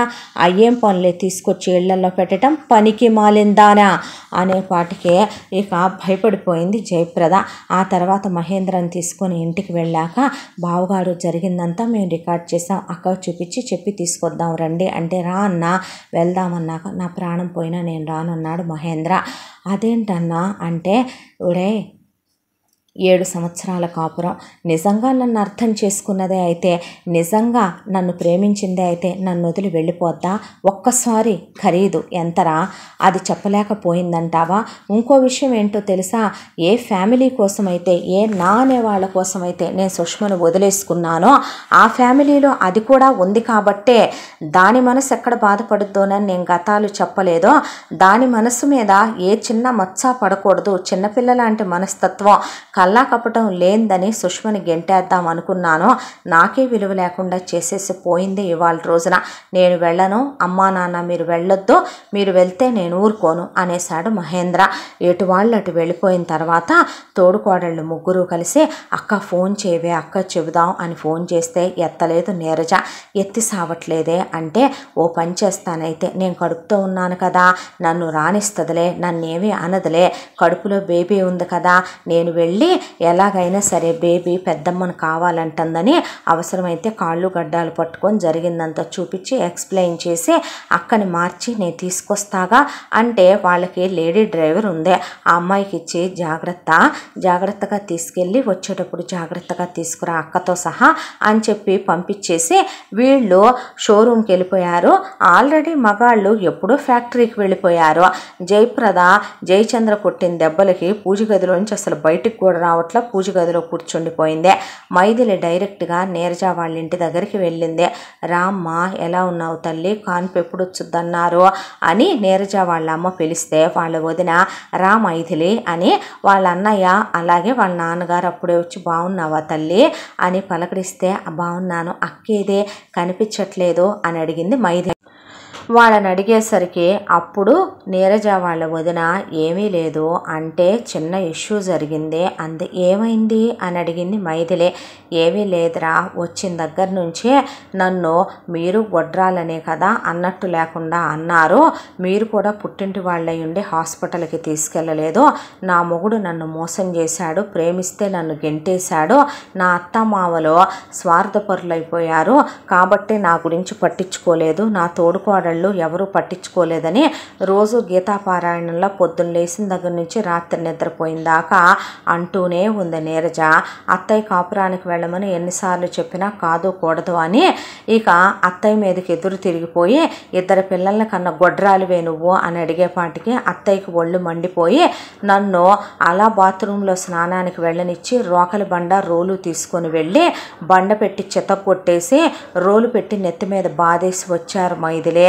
దాంతో భయపడిపోయి తలుపులు వేసుకొని కూర్చుంది. నిన్నటి నుంచి తలుపు ఇట్లా కిటికీలోంచి అన్నం ముద్దలిస్తే మింగేసింది. రాత్రి బయటకు కూడా రావట్ల, మూలుగుడు వినపడుతుంది అని చెప్పింది. నీరజ వాళ్ళ వదిన ఎందుకు కొట్టావు పెద్దమ్మ అని అడిగేపాటికే ఆ తప్పుడు దాన్ని నేను కొట్టడం న్యాయమేలేమ్మా అనేసరికి మైథిలి ముందు ఫోన్ ఆన్ చేసి ఇంట్లో వాళ్ళందరికీ జరిగింది చూపించింది. చూపించేసరికి అక్కడికి వచ్చిన మహేంద్ర వాళ్ళ మామ బావగారు కూడా అదిరిపోయారు. దాంతో నీరజ వదిన కాస్త తలుపు తీ నీరజ, ఇంట్లో ఎవరూ లేరు, నీతో ఒక విషయం మాట్లాడాలంది నీరజ వదిన. దాంతో నీరజ తలుపు తీసి బయటకు వచ్చేసరికి మైథిలిని చూసి మళ్ళీ లోపలికి వెళ్ళి తలుపు వేసుకోపోతే గట్టిగా జుట్టు పట్టుకుంది నీరజ వాళ్ళమ్మ. అక్కడే ఉన్న నీరజ వాళ్ళ అన్నయ్య నాన్న కలిసి నీరజ చంపలు వాయించి ముందు హాల్లో కింద కూర్చోబెడితే మైథిలి ఏంటక్క ఈ పిచ్చి పనులు, చిన్నపిల్లలాగా నువ్వేం చేస్తున్నావో అర్థం అవుతుందా నీకు, ముందు వీడియో చూడు అని చూపించేపాటికే నీరజ షాక్ అయిపోయి మాట పలుకు లేదు. నేను తప్పు చేశాను కదూ, నా వేలుతోనే నా కన్ను పొడుచుకున్నాను కదూ, దేవుళ్ళ లాంటి మొగుడినే, అమ్మా నాన్న లాంటి అత్తమామల్ని, తోడపుట్టిన వాళ్ళు లాంటి మీ అందరినీ హీనంగా మాట్లాడి పాపం చేశాను కదూ నేను అని నీరజ అంటూ ఉండగానే వాళ్ళమ్మ ఎర్రగా అట్లకాడ కాల్చుకొచ్చి నీరజ ఒళ్ళంతా వాతలు పెట్టేసింది. పెద్దమ్మ అని అంటూ ఉండగానే మైథిలి, లేదమ్మా, జీవితంలో ఇదో తప్పు కింద, ఇది మళ్ళీ చేయకుండా ఆ వాతలు దీనికి గుర్తుండిపోవాలి. నేను చిన్నప్పటి నుంచి సక్రమంగానే పెంచుతున్నాను అనుకొని ఇది అదుపు తప్పిపోయేలా పెంచాను. ఇంకోసారి చెప్పుడు మాటలు తప్పుడు మాటలు వినకూడదని, అడ్డమైన వాటిని 20 రూపాయలు ఇచ్చిని 50 రూపాయలు ఇచ్చిని అని జాలిపడి ఇళ్లల్లోకి రానివ్వకూడదని, వాటిని నెత్తికెక్కించుకొని ఇది అక్కలని వరుసలు కలిపే అవి చెప్పిన ప్రతి మాట విని మన అనే వాళ్ళని నానా మాటలు అనకూడదని, పచ్చకున్న సంసారంలో నిప్పులు పోయకూడదని, అలాగే దాని జీవితంలో అదే నిండు పాలకుండలాగా ఉన్న బతుకులో బంగారం లాంటి అల్లుడు మనసు ముక్కలు చేసి ఉప్పు పోసుకోలా అది అందరినీ కన్నీళ్లు పెట్టించి ఉప్పు సముద్రాలే నింపింది అందరి కళ్ళల్లో. అనేపాటికి నీ దండం పెడతానమ్మా కొట్టకే అనేసరికి ఈలోపు నీరజ వాళ్ళమ్మ తంతు ఉండగానే వాళ్ళ వదిన వెళ్ళి బట్టలు సర్దుకొచ్చి వెళ్ళిపో నీరజ, ఇంకెప్పుడు రాకు అనేసిందే. నీరజ వాళ్ళ అన్నయ్య, నాన్న, ఇహ నుంచి నువ్వు ఇంటికి రావాలంటే వస్తే అల్లుడితో రా, లేదు అంటే ఎందులో నద్దుకి సావ్వే, నువ్వు బతుకుతున్నావు, వీధిలో గజ్జి కుక్క బతుకుతుందే, మనుషుల్ని అర్థం చేసుకోలేని బ్రతుకు ఏం బ్రతికే, పక్కన వాళ్ళు అనని వాటికి అన్ని మాటలు యాష్టతతో అనొచ్చావే, రేపటి నుంచి వాళ్ళ ముందు మొహం ఎత్తుకొని తిరుగుతావా, ఛీ ఆత్మాభిమానం లేనిదానా, ఇంత నీతి మాలిన దాన్ని మేమేలా కనిపించామే అనేసరికి ఆ మాటలన్నీ మాట్లాడకండి, మీ బావ ఎలా ఉన్నాడే అంది మైథిలిని. అనేసరికి బావ ఎలా ఉంటాడక్క, 7 సంవత్సరాలు మీ బంధం, నువ్వు వెళ్ళిపోతే సంతోషంగా ఉంటాడా, మేము అన్న ఏమన్నాడో తెలుసా, నువ్వు తన ప్రాణమనే, ఈ జన్మకి నిన్ను తప్ప ఇంకెవరిని తన జీవితంలోకి ఆహ్వానించేది లేదనే, మంచో చెడో నీతో జీవితంలో జరిగింది చాలని అనేశాడు బావ. అనేసరికి పద ముందు వెళదాం అని నీరజ మైథిలితో పాటు బయలుదేరిపోయింది.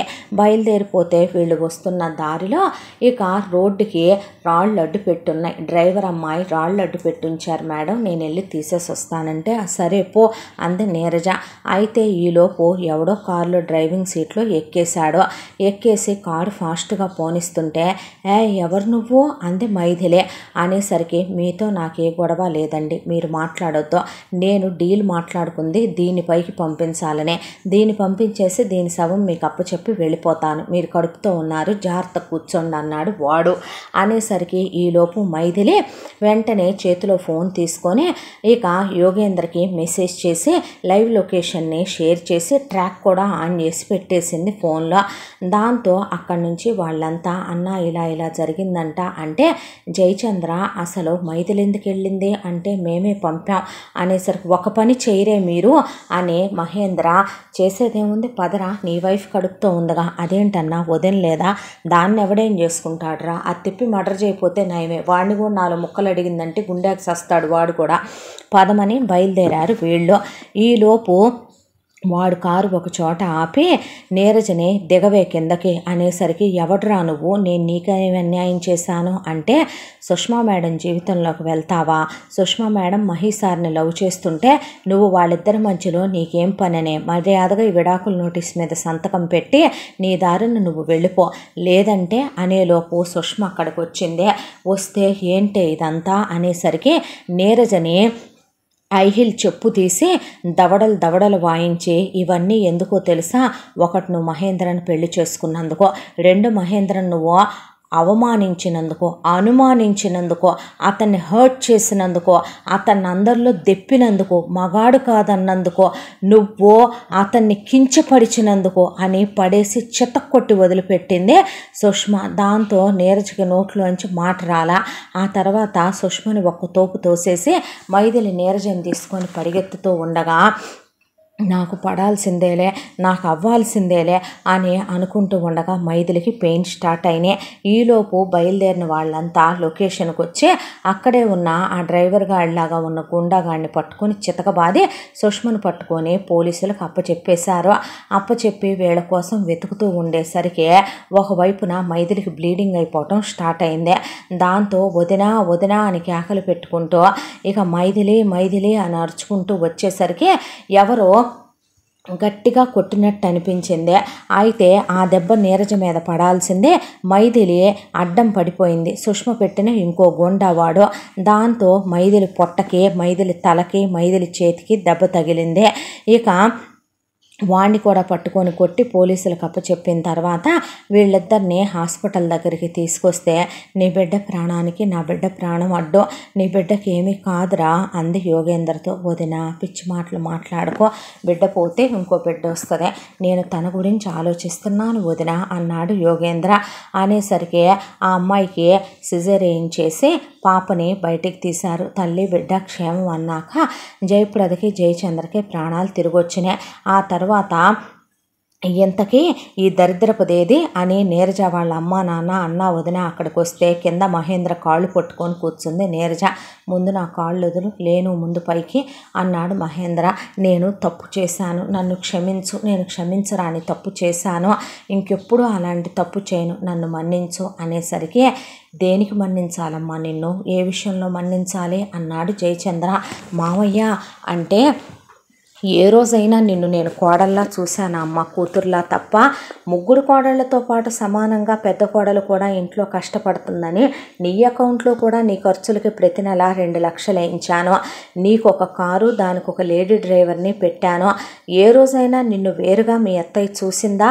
వాళ్ళకి రూబీస్, ఎమరాల్డ్, సఫైర్స్ కొంటే వాటికన్నా నీ డైమండ్సే కదమ్మా, అన్కట్సే కదా ఎక్కువ రేటు. ఎప్పుడైనా నిన్ను గొడ్రాలువని మేమన్నామా? నా కొడుక్కి మగతనం లేదా? వావి వరుసలు లేకుండా మరదళ్లతో పిల్లల్ని కన్నావా అని అడుగుతావా? పెద్ద చిన్న లేకుండా మమ్మల్ని పట్టుకొని మనవడిని ఎత్తుకోవాలని లేదు, మనవరాలను ఎత్తుకోవాలని లేదంటావా? ఉంటుందమ్మా, కాకపోతే మనవడు మనవరాల్ని ఎత్తుకోవాలని ఉంది అంటే ఎక్కడ పెద్ద కోడలు తన గొడ్రాలని బాధపడుతోనని ఆ మాట కూడా అనని నానమ్మ తాతయ్యలం మేం మరే ఏం చేద్దాం? నా కొడుక్కి నేను ఇంకో పెళ్లి చేద్దాం అనుకుంటున్నానా నిన్ను గెంటేసి? అప్పుడు కాదమ్మా, నేను తలుచుకుంటే ఈ క్షణం నీతో విడాకులు ఇప్పించి నిజంగానే నీలో లోపం ఉంది కాబట్టి అదే కోర్టులో చూపించి ప్రూవ్ చేసే నిజం కాబట్టి ఈ క్షణం నా కొడుకు ఇంకో పెళ్లి చేయగలను. నేను దిగజారిపోయిన తండ్రిని కాదమ్మా, నేను దిగువ నుంచి వచ్చిన వాణ్ణి కాదు. నాకు కొన్ని విలువలున్నాయి, నాకంటూ ఒక పరువు ప్రతిష్ట ఏడ్చింది నా ఇంటికే. ఇలా ఇంకా ఏం చేద్దాం అనుకుంటున్నావు? మా ఇంటినే నువ్వు డిగ్రీ చదువుకున్నావు, ఎవరు ఎలాంటి వాళ్ళు, ఎవరు మన జీవితాల్లోకి వస్తున్నారో 20 రూపాయలు ఇచ్చినందుకు ఒకదాన్ని ఇంట్లోకి తెచ్చిపెట్టుకున్నావే నువ్వు. అలాంటిది ఏదైనా జరగరాంది జరుగుంటే ఆ అమ్మాయి మహేంద్రతో ఇంటిమేట్ అయి ఉంటే ఆ తర్వాత ఏం చేసేవాళ్ళం మనం? లేదా పిల్లల్ని ఎవరినైనా ఎత్తుకెళ్ళిపోయి ఉంటే, లేదా మహేంద్రకి ఏదన్నా కలిపి పెట్టుంటే, నిన్నే అడ్డు తప్పిచ్చేస్తే, మీ అత్తయ్యని పైకి పంపించేస్తే ఏం జరిగేదప్పుడు? ఇంటి పెద్దగా, పెద్ద తలకాయగా దానికి ఇంకిత జ్ఞానం లేదు. ఇంటి పెద్ద కోడలిగా సంస్కారం ఉందనుకున్నానమ్మా నీకు. అలాంటిదే నువ్వు కూడా ఇలా మాట్లాడతావు అనుకోలేదు.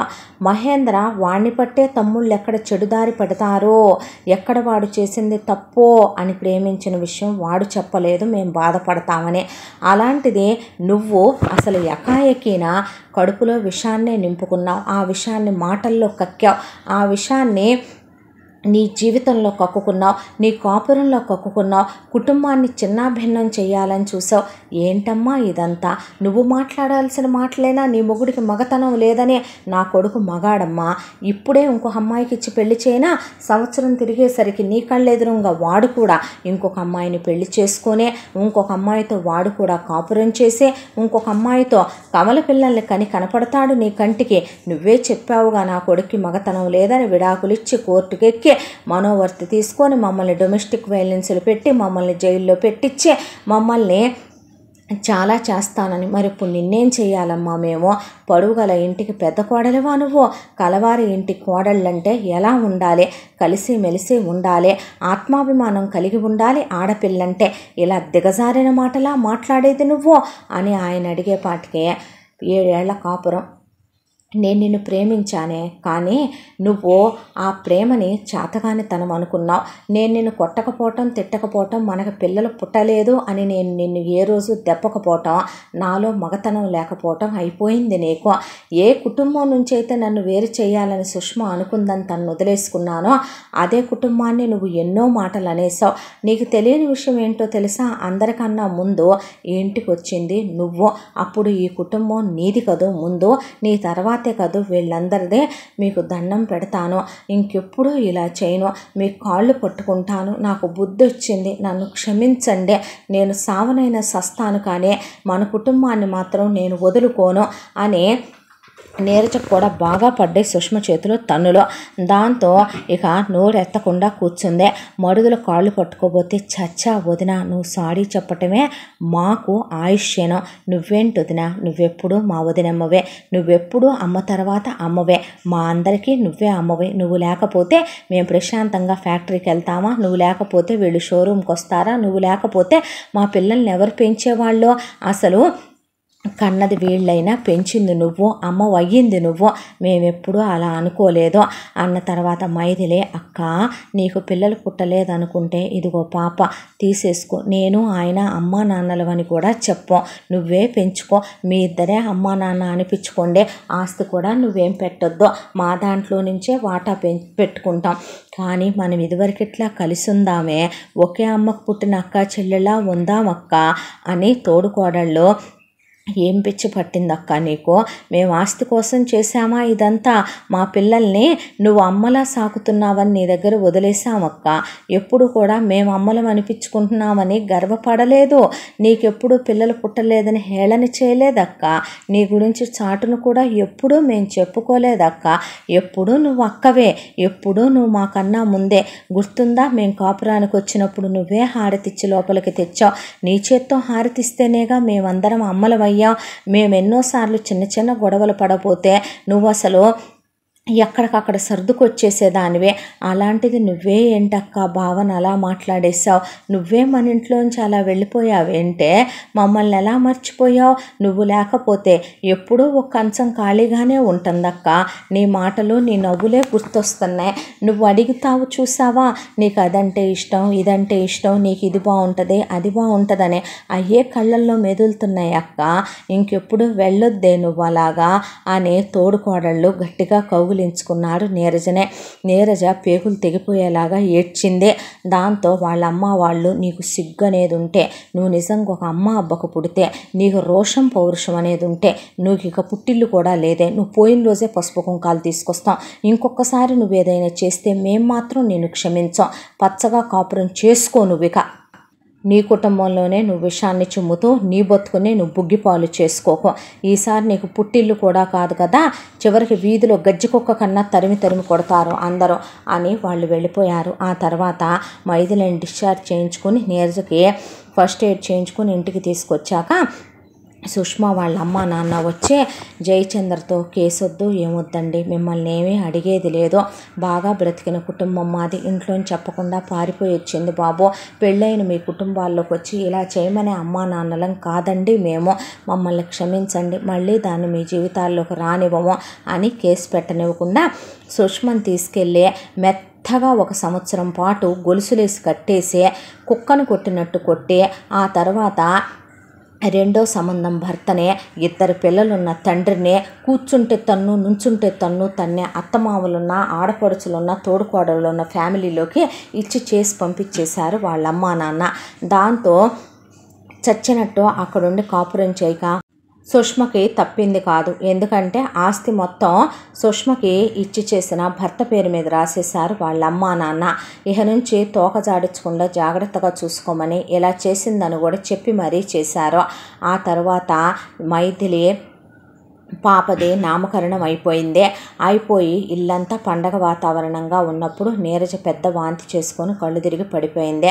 డాక్టర్ దగ్గరికి తీసుకెళ్తే కడుపులో ట్విన్స్ ఉన్నారని చెప్పారు. దాంతో కాలు కింద పెట్టనివ్వకుండా తోడుకోడళ్ళు అంతా వాళ్లే అయ్యి చూసుకొని, అక్క మా అందరి సీమంతాలు ఒక ఎత్తు, నీ సీమంతం చాలా గ్రాండ్గా జరిపిద్దాం అంటే మిమ్మల్ని చాలా బాధ పెట్టాను కదో అంటే, పిచ్చి మాటలు మాట్లాడుకో అని గ్రాండ్గా నీరజ సీమంతం అయ్యాక నీరజకి 2 కొడుకులు పుట్టారు. మళ్ళీ వెంటనే నీరజ ప్రెగ్నెంట్ అయ్యి నీరజకు పాప పుట్టింది. అలా 3 పిల్లలు తల్లి అయిన తర్వాత ఆపరేషన్ చేయించుకుంది.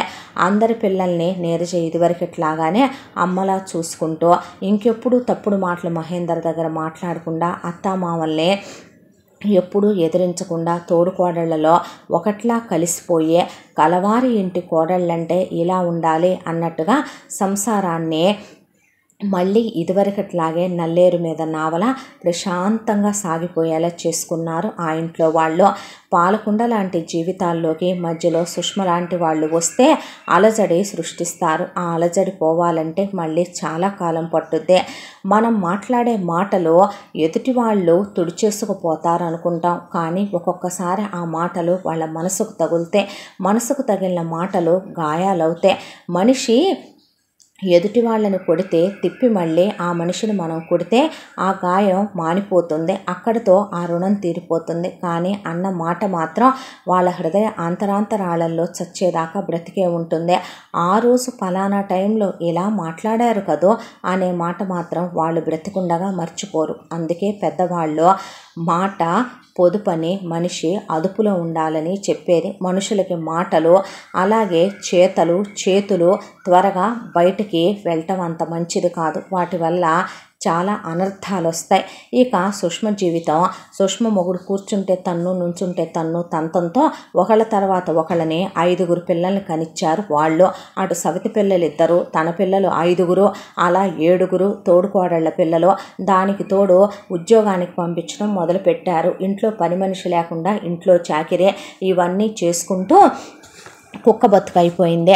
అమ్మా నాన్నలు చూసి చేసిన అమెరికా మొగుడు మంచోడు కాదనే, తను ప్రేమించిన మహేంద్ర సరైనోడు కాదనే, ఎవరితోనూ పొసగలేననుకున్న తను చివరికి తను చేసుకున్న మొగుడుతో అడ్జస్ట్ అయిపోయి బ్రతక్క వేరే మార్గం లేక లైఫ్ అలా లీడ్ చేసుకుంటూ వచ్చేస్తుంది. ఎవరు తీసుకున్న గోతిలో వాళ్ళే పడతారంటే ఇదేనేమో జీవితాన్ని వైస్ వర్స అంటారు.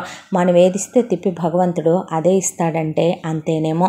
ఇంతటితో ఈ కథ సమాప్తం. మళ్ళీ మరొక మంచి కథతో కలుసుకుందాం. తప్పకుండా మన ఛానల్ని లైక్ చేయండి, షేర్ చేయండి, సబ్స్క్రైబ్ చేయండి, బెల్ ఐకాన్ క్లిక్ చేసి ఆల్ అనే బటన్ని ప్రెస్ చేయడం మర్చిపోకండి. ఈ కథను మనకు అందించిన కథా రచయిత్రి జి యామిని శ్రీనివాస్ గారు.